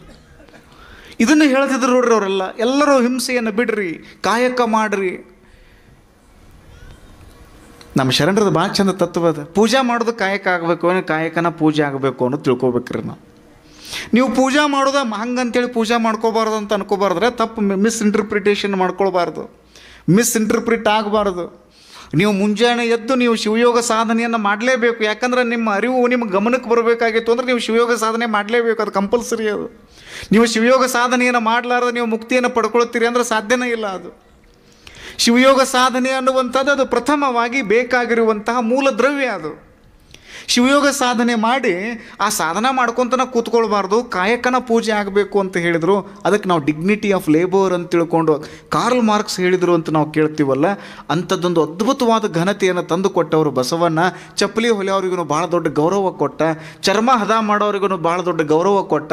ನೀ ಈ ಕಡೆಯಿಂದ ಆ ಕಡೆ ಜನರನ್ನು ಈ ನದಿ ದಂಡಿಯೊಳಗಿನಿಂದ ಆ ನದಿ ದಂಡಿಗೆ ಅಲ್ಲಿ ಕಳಿಸ್ಕೊಡ್ತೀವಿ ಅಂತಂದ್ರೆ ನೀನು ದೊಡ್ಡ ಕಾಯಕ ಯೋಗಿನಪ್ಪ ಅಂತ ತಿಳ್ಕೊಂಡು ಪೂಜಾ ಮಾಡೋದು ಕಾಯಕ ಆಗೋದಕ್ಕಿಂತನೂ ಕಾಯಕವೇ ಪೂಜೆ ಆಗಬೇಕು ಅಂತ ತಿಳ್ಕೊಂಡು ಹೇಳಿದವರು ಬಸವಣ್ಣದಾರಲ್ಲ. ಹೀಗಾಗಿ ಬಸವಣ್ಣ ಎಂದಿಗೂ ಪ್ರಸ್ತುತವಾಗಿ ಉಳಿತಾರ ಅಂತೇಳಿ. ನೀವು ಯಾವುದೇ ಕಾಯಕ ಮಾಡ್ರಿ, ಅವರೆಲ್ಲರೂ ಹಿಂಗೆ ಹೋಗಿ ಎಲ್ಲರೂ ಹಿಂಗೆ ಬದಲು ಮಾಡ್ಕೊತ ಹೋದ್ರಿ. ಜಯಸಿಂಹ ಅಂತ ಒಬ್ಬ ರಾಜ ಇದ್ದ, ಚಾಲುಕ್ಯ ರಾಜ. ಅವನ ಹೆಂಡತಿ ಸುಗ್ಗಳೆ ಈ ದಾಸಿಮಯ್ಯನ ಶಿಷ್ಯ ಆಗಿದ್ದಿಳ್ರಿ ಆಕೆ. ಅವ್ರು ಎಲ್ಲಿ ಪ್ರವಚನಕ್ಕೆ ಹೋಗ್ತಾರ, ಎಲ್ಲಿ ಮಾತುಗಳನ್ನು ಹೇಳ್ತಾರ, ಅವರಿಂದ ದೀಕ್ಷೆಯನ್ನು ಪಡ್ಕೊಳ್ಬೇಕು ಅಂತ ತಿಳ್ಕೊಂಡು ಆಕೆಗೆ ಮನಸ್ಸಾಯಿತು. ಆದರೆ ಭಾಳ ಮಂದಿ ಆಕೆಗೆ ತೊಗೊಳ್ಳೋವಂಗಿಲ್ಲ, ನಮ್ಮ ಧರ್ಮ ಅಲ್ಲ ಅದು, ಲಿಂಗವನ್ನು ಕಟ್ಕೊಳ್ಳುವಂಗಿಲ್ಲ ಅಂತ ತಿಳ್ಕೊಂಡು ಭಾಳ ಮಂದಿ ವಿರೋಧ ಮಾಡಿದರು. ಜಯಸಿಂಹ ಮಾತ್ರ ಭಾಳ ಚಲೋ ರಾಜ ಇದ್ದ. ಅವ ಅಂದ ಆಕಿದ ಮನಸ್ಸದ ಅಂದ ಮೇಲೆ ನೋಡೋಣ ವಿಚಾರ ಮಾಡೋಣ ಅಂದ. ಹಂಗೆ ಮಾಡಕ್ಕೆ ಬರಂಗಿಲ್ರಿ ಅಂತ ಒಂದಿಷ್ಟು ಮಂದಿ ಜಾತಿವಾದಿಗಳು ಹೇಳಿದರು. ಇಲ್ಲ, ಒಂದು ಪರೀಕ್ಷೆ ಇಡೋನು, ದಾಸಿಮಯ್ಯನವರನ್ನು ಯಾರು ವಾದದೊಳಗೆ ಸೋಲಿಸ್ತಾರಲ್ಲ ಅವಾಗ ಅವರಿಂದ ನಾವು ದೀಕ್ಷೆ ಕೊಡಿಸೋದು ಬೇಡ. ಅವರು ವಾದದೊಳಗೆ ಗೆದ್ದರು ಅಂದರೆ ಅವರಿಂದ ದೀಕ್ಷಾ ಕೊಡೋಕೆ ನಾವು ಅವ್ರಿಗೆ ಒಂದು ಅವಕಾಶ ಮಾಡಿ ಕೊಡೋಣ ಅಂತ ತಿಳ್ಕೊಂಡು ಹೇಳಿದಾಗ ಸುಗ್ಗಳಿಗೆ ಬಹಳ ಖುಷಿ ಆಯ್ತು. ಯಾಕಂದ್ರೆ ನನ್ನ ಗುರುವಿನ ತಾಕತ್ತೇನು ಅನ್ನುವಂಥದ್ದು ಆ ತಾಯಿಗೆ ಗೊತ್ತಿತ್ತಲ್ಲ, ಗುರು ಗೆಲ್ತಾನ ಅನ್ನೋದು ಗೊತ್ತಿತ್ತು. ಅವರೂ ಕೂಡ ತಮ್ಮ ವಿದ್ಯೆಯನ್ನು ಪರೀಕ್ಷೆಗೆ ಇಟ್ಟವರಲ್ಲ, ವಿದ್ಯೆಯನ್ನು ವಿವಾದಕ್ಕೆ ಮಾಡಿದವರಲ್ಲ. ನಿಮ್ಮ ಹತ್ರ ಶಕ್ತಿ ಐತಿ ಅಂದರೆ ಅದನ್ನು ಇನ್ನೊಬ್ಬರ ಉಪಯೋಗಕ್ಕಾಗಿ ನಾವು ಅದನ್ನು ಬಳಸ್ಕೊಳ್ಬೇಕು, ಇನ್ನೊಬ್ಬರ ಹಿತಕ್ಕಾಗಿ ಅದನ್ನು ಉಪಯೋಗಿಸ್ಕೊಳ್ಬೇಕು. ನಿಮ್ಮ ಹತ್ರ ಶಕ್ತಿ ಅದ ಅಂದರೆ ಇನ್ನೊಬ್ಬರು ಪರಪೀಡನೆಗಾಗಿ ನೀವು ಅದನ್ನು ಉಪಯೋಗ ಮಾಡ್ಕೊಂಡು ಬಿಟ್ರಿ ಅಂತಂದರೆ ನಾವು ಕನಿಷ್ಠರಾಗಿಬಿಡ್ತೀವಿ. ನಿಮ್ಮ ಹತ್ರ ರೊಕ್ಕ ಐತಲ್ಲ, ಅದು ಬ್ಯಾಂಕಿನಾಗ ಇರಲಿ, ತೆಲಿಗೇರಿಸ್ಕೋಬಾರ್ದು. ಅದನ್ನು ನಿಮ್ಮ ಹತ್ರ ದುಡ್ಡು ಐತಂದ್ರೆ ಅದನ್ನು ತೆಲಿಗೇರಿಸ್ಕೊಳ್ಬಾರ್ದು. ನೀವು ಚಂದ ಇದೀರಿ ಅಂದ್ರೆ ಅದನ್ನು ತೆಲಿಗೇರಿಸ್ಕೊಳ್ಬಾರ್ದು, ಕನ್ನಡಿ ಒಳಗೆ ಇಡಬೇಕದನ್ನು. ನೀವು ತೆಲಿಗೇರಿಸ್ಕೊಂಡು ಬಿಟ್ರಿ ಅಂದ್ರೆ ಕದ್ಲಿಕ್ಕೆ ಬೀಳ್ತದೆ ಅದು. ಹೀಗಾಗಿ ನನ್ನೊಳಗಿರುವಂತಹ ಜ್ಞಾನ ಇನ್ನೊಬ್ಬರಿಗೆ ನೋವು ಮಾಡಬಾರ್ದು ಅಂತ ತಿಳ್ಕೊಂಡು ದಾಸಿಮಯ್ಯನವ್ರು ಇದ್ದರು. ಯಾವಾಗ ಈ ಪರೀಕ್ಷೆ ಬಂತಲ್ಲ, ಆ ಪರೀಕ್ಷೆ ಒಳಗೆ ಅವ್ರು ಗೆಲ್ತಾರೆ. ಆ ಗೆದ್ದಿದ್ದಕ್ಕಾಗಿ ಆ ಗುರುವಿನಿಂದ ಶಿವದೀಕ್ಷೆಯನ್ನು ಸುಗ್ಗಣೆ ಪಡ್ಕೊಂಡಳು ಅನ್ನುವಂತಹ ಒಂದು ಕಥೆಯನ್ನು ನಾವು ಕೇಳ್ತೀವಿ. ಅವ್ರದ್ದಂಥ ಜೀವನ ನೋಡ್ರಿ. ಹೆಂಡತಿ ದುಗ್ಗಳೆ, ಶಿಷ್ಯ ಸುಗ್ಗಳೆ. ಎಷ್ಟು ಚೆನ್ನಾಗಿದೆ ನೋಡ್ರಿ. ಅದನ್ನು ಸಿದ್ದಯ್ಯ ಪುರಾಣಿಕರು ಭಾಳ ಚಂದ ಬರೀತಾರೆ. ಒಂದು ಸಾರಿ ಚಂದ ನೇದ್ರಿ, ಒಂದು ಸೀರೆ ಒಂದು ಶಾಲ್ ನೇದ್ರಿ ಅವರು. ಒಂದು ಅದ್ಭುತವಾದ ಶಾಲ್ ಅದು. ಹೊದ್ದುಕೊಳ್ಳುವುದಕ್ಕಾಗಿ ಭಾಳ ಚಂದ ಒಂದು ಬಟ್ಟೆಯನ್ನು ನೇಯ್ದರು. ಇದನ್ನು ಮಾರಾಟ ಮಾಡ್ಬೇಕಲ್ಲ, ತೊಗೊಂಡು ಬಂದ್ರಿ ಅದನ್ನು ಮಾರ್ಕೆಟಿಗೆ. ಯಾರಾದರೂ ತೊಗೊಳ್ರಿ ಅಂತ ಕೇಳಿದರು. ಯಾರೂ ಬರಲಿಲ್ಲ ರೀ ಮುಂದೆ, ಯಾಕಂದ್ರೆ ಅಷ್ಟು ಕಿಮ್ಮತ್ತಿಂದ ಇತ್ತು ರೀ ಅದು. ಯಾರೊಬ್ಬರು ಬರಲಿಲ್ಲಲ್ಲ, ಹೆಂಗೆ ಮಾಡೋದು ಇನ್ನಂತ ತಿಳ್ಕೊಂಡು, ಯಾಕಂದ್ರೆ ಅವರು ಕಾಯಕ ಮಾಡೇ ಬದುಕಬೇಕಾಗಿತ್ತಲ್ಲ. ಒಂದು ರಾಜ್ಯದ ಮಹಾರಾಣಿನೇ ನನ್ನ ಶಿಷ್ಯ ಆಗ್ಯಾಳ ಅಂದ ಮೇಲೆ ಆಕೆಯಿಂದ ಬಂಗಾರದ ಎಲ್ಲ ನಾಣ್ಯಗಳನ್ನು ತೆಗೆದುಕೊಂಡು ಆರಾಮಾಗಿ ವೈಭವ ಜೀವನವನ್ನು ಸಾಗಿಸ್ಬೋದಾಗಿತ್ತು. ದಾಸಿಮಯ್ಯನವರು ಅದನ್ನು ಸಾಗಿಸಲಿಲ್ಲ. ಅವ್ರು ಹಾಗೆ ಸಾದಾ ಸೀದವಾಗಿ ಬದುಕ್ತಾ ಇದ್ರು. ಕಾಯಕ ಮಾಡಿನೇ ಬದುಕಬೇಕಂತ ತಿಳ್ಕೊಂಡು ವಿಚಾರ ಮಾಡಿದರು. ಆ ಸೀರೆ ಮಾರಕ್ಕೆ ಹೋದ್ರಲ್ರಿ, ಯಾರೂ ತೊಗೊಳ್ಳಿಲ್ಲ. ಪಟ್ನ ಬಿಜಾಪುರಕ್ಕೆ ಬಂದಿದ್ರು, ನೀವು ಯಾರು ತೊಗೊಂಡ್ಬಿಟ್ಟಿರೋರು ಅದನ್ನು. ಅಕ್ಕನ ಬಳಗದವ್ರು ತೊಗೊಂಡ ಬಿಡ್ತಿದ್ರಿ ರೀ ಅದನ್ನು. ಚಲೋ ಬಟ್ಟೆನೇ ಹಾಕೊಂಡು ಹೋಗಿದ್ರಲ್ಲ, ಅಲ್ಲಿ ಯಾರೂ ತೊಗೊಳ್ಳಿಲ್ಲ. ಅದೊಂದು ಅದ್ಭುತವಾದ ಶಲ್ಲೆ ಅಂತೀವಲ್ಲ, ಅದನ್ನು ನೆದಿದ್ರಿ ರೀ ಅವರು. ಯಾರೂ ತೊಗೊಳ್ಳೇ ಇಲ್ಲ ಅದು, ಯಾಕಂದ್ರೆ ಭಾಳ ಕಿಮ್ಮತ್ತಿಂದ ಕಾಣಕತ್ತಿತ್ತು. ಸಾಯಂಕಾಲದವರೆಗೂ ನೋಡಿದರು. ಒಬ್ಬ ನನ್ನ ಅಜ್ಜ ಬಂದ, ರಕ್ತ ಎಲ್ಲ ಒಸರ್ಕೊಂಡು ಬರಾಕತ್ತಿತ್ತು. ಭಾಳ ಅಂದ್ರೆ ಭಾಳ ಶರೀರದೊಳಗೆ ಶಕ್ತಿನೇ ಇರಲಿಲ್ಲ, ನಿತ್ರಾಣಗೊಂಡಿದ್ದ, ಚಳಿ ಹತ್ತಾಕತ್ತಿತ್ತು ಅವನಿಗೆ. ಅವನ ಹತ್ರ ಬಂದು ಕೇಳ್ಕೊಂಡ, ಕೊಡ್ತೀರೇನು ನನಗೆ? ತೊಗೊಳ್ರಿಪ್ಪ ಅಂದರು. ನಿಮ್ಮ ಸಲುವಾಗಿ ಇದನ್ನು ತೊಗೊಳ್ರಿ, ಕಿಮ್ಮತ್ತಿಂದದು, ಭಾಳ ಕಿಮ್ಮತ್ತಿನ ಶಾಲ್ ಅದು, ನಿಮ್ಮ ಸಲುವಾಗಿ ಅದು ತೊಗೊಳ್ರಿ. ಹೌದ್ರಿ, ತೊಗೊಳ್ರಿ ಹಂಗಿದ್ರೆ ಅಂದ. ತೊಗೊಳ್ರಿಪ್ಪ. ಆ ಶಾಲ್ ತೊಗೊಂಡು ಹೊಚ್ಕೋಬೇಕು ಬ್ಯಾಡ್ರಿ, ಅಜ್ಜ ಬಂದವ ಟರ ಹರಿದು ಬಿಟ್ಟು ಅವ್ರ ಮುಂದೆ. ಕಿಮ್ಮತ್ತಿಂದ ಶಾಲ್ ಅಂತ ತಿಳ್ಕೊಂಡು ಹೇಳಕತ್ತೀವಿ. ಅದಕ್ಕೆ ಭಾಳ ರೊಕ್ಕನೂ ಕೊಟ್ಟು ತೊಗೊಂಡಿಲ್ಲ, ಉಚಿತವಾಗಿ ತೆಗೆದುಕೊಂಡನ್ನ. ಅವ್ರ ಮುಂದನ ಹರದ, ಎಲ್ಲಿ ಕಾಲು ನೋವಾಗಿತ್ತಲ್ಲ ಅಲ್ಲಿ ಒಂದು ಕಟ್ಕೊಂಡ, ಮತ್ತೊಂದಿಟ್ಟು ತುಣುಕು ಮಾಡಿದ, ಮತ್ತು ಕೈಗೆ ಒಂದು ಕಟ್ಕೊಂಡ, ತೆಲಿಗೆ ಒಂದು ಕಟ್ಕೊಂಡ, ಹೊಚ್ಕೊಂಡ. ಇದನ್ನೆಲ್ಲ ನೋಡಿ ಅವ್ರಿಗೇನೋ ಅನಿಸಲಿಲ್ಲ ರೀ. ಅದು ಕೊಟ್ಟಿ ಒಂದ್ಮೇಲೆ ಮುಗ್ದ ಹೋಯ್ತಲ್ಲ. ಅದನ್ನು ದಾಸೋಹನ ಮಾಡೀವಿ ಅಂದಮೇಲೆ ಮುಗ್ದ ಹೋಯ್ತಲ್ಲ. ಮುಂದಿರುವಂತಹ ವ್ಯಕ್ತಿ ಇವ ಯಾವ ವ್ಯಕ್ತಿ ಅನ್ನುವಂಥದ್ದು ಅವ್ರು ನೋಡಲಿಲ್ಲ ರೀ. ಅವ್ರಿಗೆ ಒಂದ ತಲೆಯೊಳಗಿತ್ತು, ಇಳೆ ನಿಮ್ಮದಾನ, ಬೆಳೆ ನಿಮ್ಮದಾನ, ಸುಳಿದು ಸೂಸುವ ಗಾಳಿ ನಿಮ್ಮದಾನ, ಎತ್ತು ನಿಮ್ಮದಾನ, ಬಿತ್ತು ನಿಮ್ಮದಾನ, ಸುತ್ತಿ ಹರಿಯುವ ಸಾಗರ ನಿಮ್ಮದಾನ, ನಿಮ್ಮ ದಾನವನುಂಡು ಅನ್ಯರ ಪೊಗಳುವ ನಾಯಿ ಕುನ್ನಿಗಳನ್ನೇನೆಂಬೆ ರಾಮನಾಥ. ಎಷ್ಟು ಚೆನ್ನಾಗಿ ಹೇಳ್ಯಾರ ಅವರು. 4 ಸಾಲಿನ ವಚನಗಳ್ರಿ ಇವರು, ಭಾಳ ಚಂದ ವಚನಗಳ್ರಿ ಇವು. ಇಳೆ ನಿಮ್ಮ ದಾನ, ಬೆಳೆ ನಿಮ್ಮ ದಾನ, ಸುಳಿದು ಸೂಸುವ ಗಾಳಿ ನಿಮ್ಮ ದಾನ, ಎತ್ತು ಬಿತ್ತು ಸುತ್ತಿ ಹರಿಯುವ ಸಾಗರ, ನದಿ ಹಳ್ಳ ಕೊಳ್ಳಗಳು, ಇವೆಲ್ಲವೂ ಭಗವಂತನ ಲೀಲೆ. ಇದು ಭಗವಂತನ ಕೃಪೆ. ಇದೆಲ್ಲವೂ ನಿಮ್ಮದೇ ಐತಿ. ನಿಮ್ಮದೇ ಉಂಡು ನಿಮ್ಮನ್ನು ನಾನು ಹೊಗಳ್ತೀನಿ, ನಿಮ್ಮನ್ನು ನಾನು ತೆಗಳ್ತೀನಿ ಅಂದ್ರೆ ಅವರು ನಾಯಿ ಕುನ್ನಿಗಳು, ಹೊಗಳದೆ ತೆಗಳುವಂಥವ್ರು ನಾಯಿ ಕುನ್ನಿಗಳು ಅಂತ ಹೇಳ್ತಾರೆ ಅವರು. ಅಂಥವ್ರನ್ನೆಲ್ಲ ನಾವು ಇದನ್ನು ಮಾಡುವಂಗಿಲ್ಲ, ಎಂಟರ್ಟೈನ್ ಮಾಡುವಂಗಿಲ್ಲ ಅಂತಾರಲ್ಲ. ಎಲ್ಲ ನಿಮ್ಮದೇ ಎತ್ಕೊಳ್ರಪ್ಪ ಅಂದರು. ಅಷ್ಟು ಕೊಟ್ಟು ಮನೆಗೆ ಬಂದ್ರಿ. ದುಗ್ಗಳಿ ಅವ್ರ ಮುಂದೆ ಹೇಳಿದ್ರಿ ಇದನ್ನು. ಭಾಳ ಚಲೋ ಆತಲ್ರಿ ಅಂದ್ರೆ ಅವ್ರು. ಮನ್ಯಾಗಿನ ತಾಯಿ ಹೆಂಗಿರ್ಬೇಕು ಹೇಳ್ರಿ. ಇವತ್ತು ನೋಡ್ರಿ ಭ್ರಷ್ಟಾಚಾರ, ಎಲ್ಲಿ ನೋಡಿದ್ರು ಭ್ರಷ್ಟಾಚಾರ, ಎಲ್ಲಿ ನೋಡಿದ್ರು ಭ್ರಷ್ಟಾಚಾರ. ನೋಡ್ಬೇಕ್ರಿ ಅದರ ಆಟ ನೀವು. ಕುರುಡು ಕಾಂಚಾನ ಕುಣಿಯುತ್ತಲಿತ್ತು, ಕಾಲಿಗೆ ಬಿದ್ದವರು ತುಳಿಯುತ್ತಲಿತ್ತು. ಎಲ್ಲಿ ಹೋದರೂ ಇದೇ ಆಟ ಇವತ್ತು. ಎಷ್ಟು ಭ್ರಷ್ಟಾಚಾರ ಹದಗೆಟ್ಟು ಬಿಟ್ಟದ ಅಂದ್ರೆ ನೀವು ಆಶ್ಚರ್ಯಪಡ್ತೀರಿ. ಲಕ್ಷ ಕೋಟಿ ಇವತ್ತು ಬ್ಯಾಂಕಿನೊಳಗೆ ಕೊಳ್ಯಾಕತ್ತದ, ಮನೆಯೊಳಗೆ ಕೊಳ್ಯಾಕತ್ತದ. ತಾಯಂದಿರು ಗಟ್ಟಿಯಾಗಿ ಉಳಿದು ಬಿಟ್ಟರು ಅಂತಂದ್ರೆ ಭ್ರಷ್ಟಾಚಾರ ಇರಂಗಿಲ್ಲ. ಇಷ್ಟು ನೀವು ನಿಮಗೆ ಪಗಾರ ಇಷ್ಟದ, ವೇತನ ಇಷ್ಟದ, ಟೇಬಲ್ ಕೆಳಗೆ ಹಾಸಿ ಇಷ್ಟ್ಯಾಕೆ ತೆಗೆದುಕೊಂಡು ಬಂದ್ರಿ ಅಂತ ತಿಳ್ಕೊಂಡು ತಾಯಿ ಮನೆಯೊಳಗೆ ಗಟ್ಟಿಯಾಗಿ ತಯಾರಾಗಿ ಬಿಟ್ಟಳು ಅಂದ್ರೆ ಭ್ರಷ್ಟಾಚಾರ 10 ವರ್ಷದೊಳಗೆ ನಮ್ಮ ದೇಶವನ್ನು ಬಿಟ್ಟು ಹೋಗಿಬಿಡ್ತದೆ. ತಾಯಿ ಗಟ್ಟಿಯಾಗಬೇಕು, ನೀವು ಗಟ್ಟಿಯಾಗಬೇಕು. ಅವ್ರು ಏನಾದರೂ ಕೇಳಾಕತ್ತರು ಅಂದ್ರೆ ಇಲ್ಲ ನಂದು ಇಷ್ಟ ರೊಕ್ಕದ ಅಂತ ತಿಳ್ಕೊಂಡು ನೀವು ಹಂಗೆ ಬದುಕಬೇಕು. ಲಾಲ್ ಬಹದ್ದೂರ್ ಶಾಸ್ತ್ರೀಜಿ ಅವ್ರಂಗೆ ನೀವು ಬದುಕಬೇಕು. 5 ರೂಪಾಯಿ ಉಳಿಸ್ಕೊಂತ ಲಲಿತಮ್ಮ ಉಳಿಸ್ಕೊತ ಬಂದಿದ್ರಲ್ಲ, ಒಮ್ಮೆ ಕೊಟ್ಟರು. ಇಷ್ಟ ಕೊಟ್ಟು ಎಲ್ಲಿಂದ ಕೊಟ್ಟು ನೀವು ಕೊಟ್ಟಿದ್ರಲ್ಲ, ಅದ್ರಾಗ 5 ರೂಪಾಯಿ ಉಳಿಸ್ಕೊತ ಬಂದಿನಿ. ಸರ್ಕಾರಕ್ಕೆ ಪತ್ರ ಬರೋದ್ರು, ಒಂದು 5 ರೂಪಾಯಿ ಕಡಿಮೆ ಕೊಡ್ರಿ ನನಗೆ ಪಗಾರ ಅಂತೇಳಿ. ನಮ್ಮ ಕತೆ ಹೆಂಗೆ ರೀ, ಅವ್ರ ಕತೆ ಹೆಂಗೆ ವಿಚಾರ ಮಾಡ್ರಿ. ಇದನ್ನು ತೆಗಿಬೇಕಲ್ಲ. ದುಗ್ಗಳಿ ಅನ್ಲು ಭಾಳ ಚಲೋ ಆತು. ಒಬ್ಬ ಜಂಗಮ ಮೂರ್ತಿ ಕೊಟ್ಟು ಬಂದಿತ್ತಂದ್ರೆ ಎಷ್ಟು ಖುಷಿ ರೀ ನನಗೆ. ಇದ್ರಾಗ ಉಣ್ಣನ್ನು ತೊಗೊಳ್ರಿ ಅಂತ ತಿಳ್ಕೊಂಡು ಮಲ್ಕೊಂಡು ಬಿಟ್ಟರು. ಮುಂಜಾನೆ ಕಣ್ಣು ತೆಗೆದು ನೋಡ್ತಾರೆ, ಮನೆ ಬಂಗಾರದಾಗೈತಿ, ಗುಡಿಸ್ಲು ಬಂಗಾರದಾಗೈತಿ. ಎಲ್ಲಿ ನೋಡಿದ್ರು ಬಂಗಾರ ತುಣುಕುಗಳು ಬಿದ್ದಾವ. ತವನಿಧಿ ಅಂತ ಒಂದು ಹೆಸರು ಕೇಳಿರಿ ನೀವು, ಶಬ್ದ ಕೇಳಿರಿ, ತವನಿಧಿ. ದೇವರನ್ನ ಆಶೀರ್ವಾದ ಮಾಡಿಬಿಟ್ಟಂಥವ್ರಿಗೆ. ಅಲ್ಲಪ್ಪ, ಎಷ್ಟು ನಾಜೂಕತನದಿಂದ ನೀನು ಜತನದಿಂದ ಹೊಲೆದಿರುವಂಥ ಆ ಒಂದು ಶಾಲನ್ನು ಒಬ್ಬ ಜಂಗಮನಿಗೆ ನೀಡ್ತೀಯ ಅಂದರೆ, ಒಬ್ಬ ಯೋಗಿಗೆ ನೀಡ್ತೀಯ ಅಂದರೆ, ನಿನ್ನ ಕಣ್ಣು ಮುಂದೆ ಅದನ್ನು ಟರ ಅಂತ ಹರಿದ್ರೂ ಕೂಡ ನಿನ್ನ ಮನಸ್ಸು ವಿಚಲಿತ ಆಗಲಿಲ್ಲ, ಕುತ್ಸಿತ ಮನಸ್ಸು ಭಾವನೆಗಳು ಬರಲಿಲ್ಲ. ಅದನ್ನು ನೋಡ್ಕೊಂತ ಖುಷಿ ಪಡ್ತೀಯ ಅಂದರೆ, ಕಣ್ಣು ತೆಗೆದು ನೋಡಿದಾಗ ಎಲ್ಲನೂ ಹಂಗಾಗಿಬಿಟ್ಟಿತ್ತಲ್ಲ, ಅವಂಗೆ ಆಶ್ಚರ್ಯ ಅನಿಸ್ಬಿಟ್ಟಿತ್ತು ಅವನಿಗೆ. ದೇವರ ಆಶೀರ್ವಾದ ಇದು, ದೇವರ ಕೃಪೆ ಇದು. ಅದಕ್ಕೆ ದೇವರ ದಾಸಿಮಯ್ಯನವರ ಹತ್ತಿರ ತವನದಿ ಇತ್ತು. ಹೀಗಾಗಿ ಅದರಿಂದ ಭಾಳ ದಾನ ದಾಸೋ ಎಲ್ಲ ನಡೀತ್ರಿ ಅವ್ರದ್ದು. ಮುಂದೆ ಒಂದು ಸ್ವಲ್ಪ ಸೂಕ್ಷ್ಮ ವಿಚಾರ ಬರ್ತದೆ, ಸ್ವಲ್ಪ ಅಹಂಕಾರ ಬಂತಂತ್ರಿ ಅವ್ರಿಗೆ. ಅವಾಗ ಶಂಕರ ದಾಸಿಮಯ್ಯ ಅಂತ ಒಬ್ಬ ಶರಣರು ಬಂದರು. ಇದೊಂದು ಕತೆ ಕೇಳ್ಬೇಕ್ರಿ ನೀವು. ಅವರು ದೇವರಿಂದ ತಪಸ್ಸನ್ನು ಮಾಡ್ಕೊಂತ ಈ 3ನೇ ಕಣ್ಣು ಪಡ್ಕೊಂಡಿದ್ರು. ಆ ಕಣ್ಣು ತೆಗೆದಂದ್ರೆ ಬೆಂಕಿ ಬೀಳ್ತೈತಿ ಅಂತ ತಿಳ್ಕೊಂಡು ಅದೆಲ್ಲ ಆಗಿತ್ತಿರ. ಅದೊಂದು ಕತೆ, ಚಂದ ಕತೆಗಳು, ದಂತ ಕತೆಗಳನ್ನ ಹೆಣದಾರ. ಇವ್ರ ಹತ್ರ ಬಂದರು, ಇವರು ನಮಸ್ಕಾರ ಮಾಡಿದ್ರು. ಮುದನೂರಿಗೆ ಬಂದರು, ನಮಸ್ಕಾರ ಮಾಡಿದ್ರಲ್ಲ ಶಂಕರ ದಾಸಿಮಯ್ಯನವ್ರಿಗೆ. ನನಗೇನಾದರೂ ಬೇಕಲ್ಲ ಅಂತ ತಿಳ್ಕೊಂಡು ಶಿಷ್ಯರಿಗೆ ಹೇಗೆ ಹೋಗಪ್ಪ, ಹೋಗಿ ಒಂದಿಷ್ಟು ಎಲ್ಲರೂ ಭಿಕ್ಷೆ ಬೇಡ್ಕೊಂಡು ಬಾರಪ್ಪ, ಇಬ್ಬರು ರೊಟ್ಟಿ ಚಟ್ಟ ತಿನ್ನೋನು, ರೊಟ್ಟಿ ಪಲ್ಯ ತಿನ್ನೋನು, ಹೋಗಿ ಬೇಡ್ಕೊಂಡು ಬಾ ಅಂದರು. ದಾಸಿಮಯ್ಯನವ್ರು ಅಂದರು, ನೀವು ಯಾಕೆ ಬಿಡ್ಬೇಕ್ರಿ, ನಮ್ಮಲ್ಲಿನ ಭಂಡಾರ ಐತಿ, ಬೆಳ್ಳಿ ಬಂಗಾರ ಎಲ್ಲ ಹೊಟ್ಟೈತಿ, ತುಂಬಿ ಐತಿ, ಇದ್ರಾಗ ತೊಗೊಂಡ್ರೆ ಆತಲ್ರಿ ಅಂದ್ರು ಅವ್ರು. ನೀ ಯಾರಪ್ಪ ಕೊಡವಂದ್ರು ಅವ್ರು.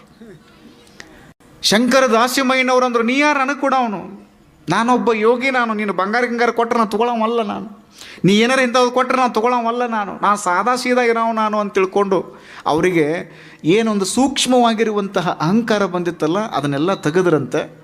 ಅವರಿಗೆ ಸ್ವತಃ ಇವರು ಸಾಕ್ಷಾತ್ ಯೋಗಿನದಾರ ಅಂತ ತಿಳ್ಕೊಂಡು ದಾಸಿಮಯ್ಯನವ್ರಿಗೂ ಸ್ವಲ್ಪ ಕೆಟ್ಟ ಅನ್ನಿಸ್ತಂತೆ. ಅವ್ರು ಆಮೇಲೆ ಮತ್ತವರು ವಿನಮ್ರವಾಗಿಯೇ ಬದುಕಾಕತ್ರು ಅಂತ ಹೇಳ್ತಾರೆ. ಈ ಶಂಕರ ದಾಸಿಮಯ್ಯನವ್ರು ಇದ್ರಲ್ರಿ, ಇವ್ರಿಗೂ ಅಹಂಕಾರ ಬತ್ರಿ.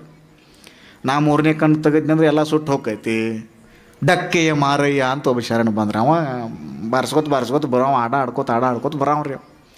ನೀವೇನು ಕಣ್ಣು ತೆಗಿತೀರಿ ಅಪ್ಪಗಳನ್ನ, ನಾ ಒಬ್ಬ ಸಾದಾ ಮನುಷ್ಯ ಅದೇನೆ, ನೀವೇನು ಕಣ್ಣು ತೆಗೆಯೋದ, ಕಣ್ಣು ತೆಗೆದು ಸುಡೋದು ಏನದ, ಸುಡೋದು ಸಲುವಾಗಿ ಅದು ತೊಗೊಳೋದೈತೇನ್ರಿ 3ನೇ ಕಣ್ಣು. ನಾವು ಹೋದ ಸರಿ ಹೇಳಿದ್ನಲ್ಲ, ಸಿದ್ದರಾಮೇಶ್ವರರು ಕಣ್ಣನ್ನು ತೆಗೆದು ಬೆಂಕಿಯನ್ನು ಉಗುಳಿ ಅಲ್ಲಮ ಪ್ರಭುದೇವರನ್ನು ಭಸ್ಮ ಮಾಡಬೇಕು ಅಂದಾಗ ಆ ಉರಿಯೆಲ್ಲ ಅಲ್ಲಮ ಪ್ರಭುದೇವರ ಪಾದದೊಳಗೆ ಬಂದು ಹೆಂಗೆ ಶಾಂತ ಆಗ್ತಿತ್ತಲ್ಲ, ನಿನ್ನ 3ನೇ ಕಣ್ಣು ತೆಗೆದು ಎಲ್ಲರನ್ನೂ ಸುಟ್ಟು ಹಾಕ್ತಿ ಅಂದ್ರೆ ನಿಂದೆ ಎಂಥ ಶಕ್ತಿ ಇರಬೇಕಪ್ಪ.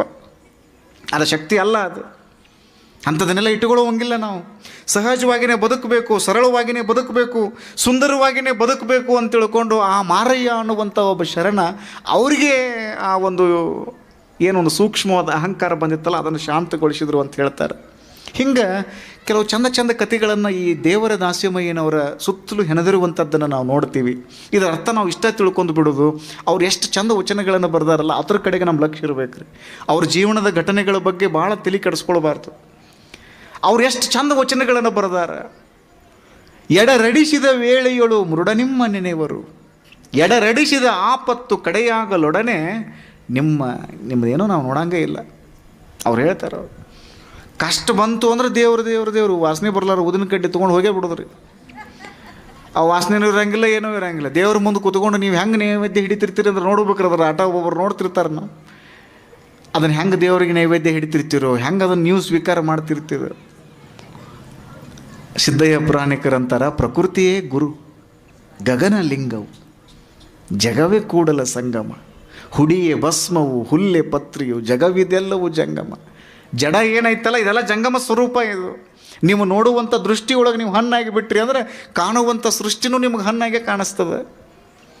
ನೋಡುವಂಥ ದೃಷ್ಟಿ ಒಳಗನ ದೋಷ ಇತ್ತು ಅಂದರೆ ಎಲ್ಲಿ ನೋಡಿದ್ರು ಬರೀ ದೋಷನ ಕಾಣಿಸೋದಲ್ಲ ನಿಮಗೆ. ನೋಡ್ರಿ, ನೀವು ಬೇಕಾದ್ರೆ ಒಂದಿಷ್ಟು ಮಂದಿ ಇರ್ತಾರೆ ನಮ್ಮ ಸಮಾಜದೊಳಗೆ, ಯಾರು ತಂದು ನಿಂದ್ರಿಸ್ರಿ ನೀವು ಅವರೆಲ್ಲ ದೋಷನ ಹುಡುಕ್ತಿರ್ತಾರೆ ರೀ. ಅವ್ರು ಯಾರೇ ಮುಂದೆ ತಂದು ಅವ್ರ ಮುಂದೆ ಸ್ವತಃ ದೇವರು ಬಂದ್ರು ಅವ್ರನ್ನಲ್ಲೂ ದೋಷ ಕಂಡು ಹಿಡಿತಿರ್ತಾರೆ ಒಂದಿಷ್ಟು ಮಂದಿ. ಮ್ಯಾನುಫ್ಯಾಕ್ಚರಿಂಗ್ ಡಿಫಾಲ್ಟ್ ಇರ್ತದೆ ಒಂದೊಂದು ಸಾರಿ. ವಿಚಾರ ಮಾಡಿ ಬರೇ ದೋಷ ಕಂಡು ಹಿಡಿದು ಸಂಸ್ಕಾರವನ್ನು ಹಂಗೆ ಪಡ್ಕೊಂಡಿರ್ತಾರೋ ಏನೋ, ಒಟ್ಟದ ದೋಷ ಕಂಡು ಹಿಡಿದ್ರಾಗಳು ಇರ್ತಾರೆ. ನಮ್ಮ ಶರಣರು ದೋಷವನ್ನು ಕಂಡು ಹಿಡಿಯಿಲ್ಲ. ಸಣ್ಣ ವ್ಯಕ್ತಿಗಳಲ್ಲಿಯೂ ಕೂಡ ದೊಡ್ಡ ಶಕ್ತಿ ಅದ ಅಂತ ತಿಳ್ಕೊಂಡು ಬಸವನ್ನ ಕಂಡು ಹಿಡಿದ್ರು ಅನ್ನೋ ಕಾರಣಕ್ಕಾಗಿ ಇವತ್ತು ಬಸವಣ್ಣ ವಿಶ್ವಗುರುವಾಗಿದ್ದಾನೆ ಅನ್ನುವಂಥದ್ದನ್ನು ನಾವು ನೆನಪಿನಲ್ಲಿ ಇಟ್ಕೊಳ್ಬೇಕು. ಕಾಗೆಯೊಂದಗಳ ಕಂಡರೆ ಕೂಗಿ ಕರೆಯುವುದು ತನ್ನ ಕುಲವನ್ನು. ತನ್ನ ಬಳಗ ಯಾಕೆ ಕರೀತದೆ ಅದು ಕಾಗಿ ಅಂದ್ರೆ ದರಿದ್ರ ಪಕ್ಷಿ, ಅನಿಷ್ಟ ಪಕ್ಷಿ ಅಂತ ನಾವು ಅಂತೀವಿ. ಬಸವಣ್ಣ ಅಂದರು ಅದರೊಳಗೊಂದು ಎಲ್ಲರೂ ಕರ್ಕೊಂಡು ಉಣ್ಣುದೈತಲ್ಲಪ್ಪ. ಕೋಳಿ ಅಂದರೆ ಕೀಳು ಪಕ್ಷಿ ಅಂತ ತಿಳ್ಕೊಳ್ಬಾರ್ದು, ಅದು ತಿಪ್ಪಿಯೊಳಗನೆ ಇರ್ತದೆ ಅಂತ ತಿಳ್ಕೊಳ್ಬಾರ್ದು. ಒಂದಿಷ್ಟು ಏನಾದರೂ ದವಸ ಧಾನ್ಯಗಳು ಕಾಣಿಸ್ತು ಅಂದರೆ ಎಲ್ಲ ಕುಲವನ್ನು ಕರ್ಕೊಂಡು ಹೆಂಗೆ ಅದು ಉಣ್ತದೆ ಅಲ್ಲ. ನೀನು ಹಂಗೆ 4 ಮಂದಿನ ಕರ್ಕೊಂಡು ಊಟ ಮಾಡಲಿಲ್ಲ ಅಂದರೆ ಕೋಳಿಗಳಿಗಿಂತ ಕಷ್ಟ ಅದು. ಅಪ್ಪನು ನಮ್ಮ ಮಹಾದಾರ ಚೆನ್ನಯ್ಯ ಅಂತ ಬಸವಣ್ಣ ನಿಮ್ನ ವರ್ಗದ ಶರಣರನ್ನು ತಲೆ ಮೇಲೆ ಹೊತ್ತುಕೊಂಡು ಯಾಕೆ ಕುಣಿದ್ರು ಅಂದರೆ ಅವರಲ್ಲಿ ಅಂಥದ್ದೊಂದು ಶಕ್ತಿ ಇತ್ತು. ಆ ಶಕ್ತಿಯನ್ನು ಗುರುತಿಸಿದ್ರಲ್ಲ ಬಸವಣ್ಣ. ಅವರಿಗೊಂದು ಅಭಿವ್ಯಕ್ತಿ ಸ್ವಾತಂತ್ರ್ಯವನ್ನು ನೀಡಿದ್ರಲ್ಲ ಬಸವಣ್ಣ. ಹೀಗಾಗಿ ಬಸವಣ್ಣ ದೊಡ್ಡವರಾಗ್ತಾರೆ. ಎಡರಡಿಸಿದ ವೇಳೆಯೊಳು ಮೃಡನಿಮ್ಮ ನೆನೆವರು, ಕಷ್ಟ ಆದಾಗ ನಿಮ್ಮನ್ನು ನೆನೆಸ್ತಾರೆ. ಕಷ್ಟ ಬಗೆಹರಿದು ಬಿಡಿತು ಅಂದರೆ ನಿಮ್ಮನ್ನು ಎದಕ್ಕೂ ನೋಡಂಗಿಲ್ಲಲ್ಲಪ್ಪ ಇವರು. ನಮ್ಮ ಒಳಗಡೆ ಇರುವಂತಹ ಆತ್ಮ ಚೈತನ್ಯದ ಕುರಿತಾಗಿ ನಿರಂತರ ಚಿಂತನೆ ಮಾಡಬೇಕು. ಹಿಂಗೆ ಚಿಂತನೆ ಮಾಡಬೇಕು ಅಂತ ತಿಳ್ಕೊಂಡು ಹೇಳಿದವರು ದಾಸಿಮಯ್ಯನವರು. ಚಂದ ಚಂದ ವಚನಗಳು, 4 ಸಾಲಿನ ವಚನಗಳು, ಅದು ಪ್ರಾಸಬದ್ಧವಾದ ವಚನಗಳು, ಒಂದೊಂದು ಶಬ್ದಗಳಲ್ಲಿ ಒಂದೊಂದು ಅದ್ಭುತವಾದ ತತ್ವಗಳನ್ನು ಹಿಡಿದಿಟ್ಟುಕೊಂಡಿರುವಂಥ ಅಪರೂಪವಾಗಿರುವಂತಹ ಗುರುಗಳಾಗಿ ತಮ್ಮ ಸುತ್ತಲೂ ಇರುವಂತಹ ಒಂದು ಪರಿಸರವನ್ನು ಸದಾ ಜಾಗೃತವಾಗಿಟ್ಟರಲ್ಲ. ಹೀಗಾಗಿ ದಾಸಿಮಯ್ಯನವರು ಯಾವಾಗಲೂ ಕೂಡ ಪ್ರಸ್ತುತವಾಗಿರ್ತಾರೆ. ಅವರು ಕೇವಲ ಒಂದು ಜಾತಿಗೆ ಸೀಮಿತ ಆದವರಲ್ಲ. ಅವರು ದೇವರಿಗಾಗಿಯೇ ಬಟ್ಟೆಯನ್ನು ನೇಯ್ದಂಥವರು, ಆ ದಿವ್ಯಾಂಬರವನ್ನು ಸಿದ್ಧಪಡಿಸಿದಂಥವರು, ಅಂತಹ ದಿವ್ಯಾಂಬರವನ್ನು ಇಡೀ ಸಮಾಜಕ್ಕೆ ನೀಡಬೇಕು ಅಂತ ತಿಳ್ಕೊಂಡು ಸಂಕಲ್ಪವನ್ನು ಇಟ್ಕೊಂಡಿರುವಂಥವರು, ಬಂದಿರುವಂಥ ಆದಾಯದೊಳಗೆ ಗುರುಲಿಂಗ ಜಂಗಮರ ಸಂತೃಪ್ತಿಯನ್ನು ಮಾಡಿದಂಥವರು.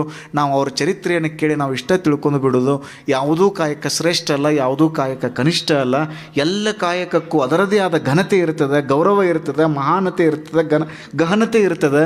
ಅದನ್ನೆಲ್ಲ ತಿಳ್ಕೊಂಡು ನಾವು ಮಾಡುವಂಥ ಕೆಲಸ ನೀಟಾಗಿ ಅಚ್ಚುಕಟ್ಟಾಗಿ ಚೊಕ್ಕದಾಗಿ ನಾವು ಮಾಡ್ಕೋತ ಬಂದುಬಿಟ್ಟಿವಿ ಅಂತಂದರೆ ನಿಮ್ಮ ಕಾಯವೇ ಕೈಲಾಸ ಆಗಿಬಿಡ್ತದೆ.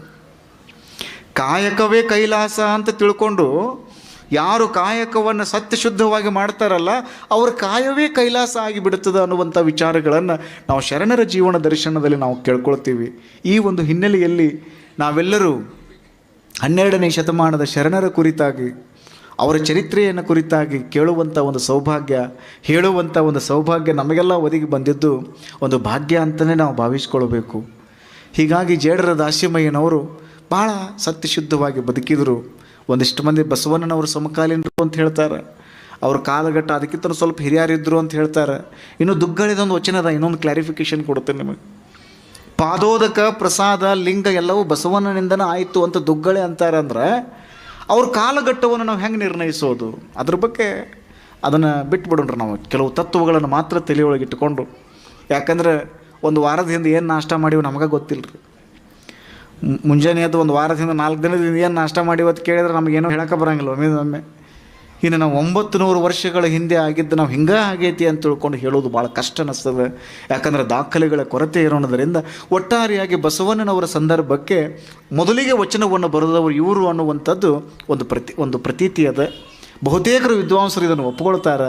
ಹೀಗಾಗಿ ಬಸವಣ್ಣನವರ ಹಿರಿಯರಾಗಿ ದಾಸಿಮಯ್ಯನವರು ಮಾಡಿರುವಂಥ ಸೇವೆ ಏನೈತಲ್ಲ ಅದು ನಿಜಕ್ಕೂ ಅದ್ಭುತ ಅನ್ನುವಂಥ ಮಾತನ್ನು ಹೇಳಿ, ಅವರು ನೇಯ್ದಿರುವಂಥ ಬಟ್ಟೆ ಇವತ್ತು ನಮ್ಮ ಜೊತೆಗಿಲ್ಲ, ಆದರೆ ಭಾಳ ಬಟ್ಟೆ ನಮ್ಮ ಜೊತೆಗದ, ಜ್ಞಾನ ನಮ್ಮ ಜೊತೆಗದ, ಆ ಶಿಕ್ಷಣ, ಆ ಸಂಸ್ಕಾರ ನಮ್ಮ ಜೊತೆಗದ.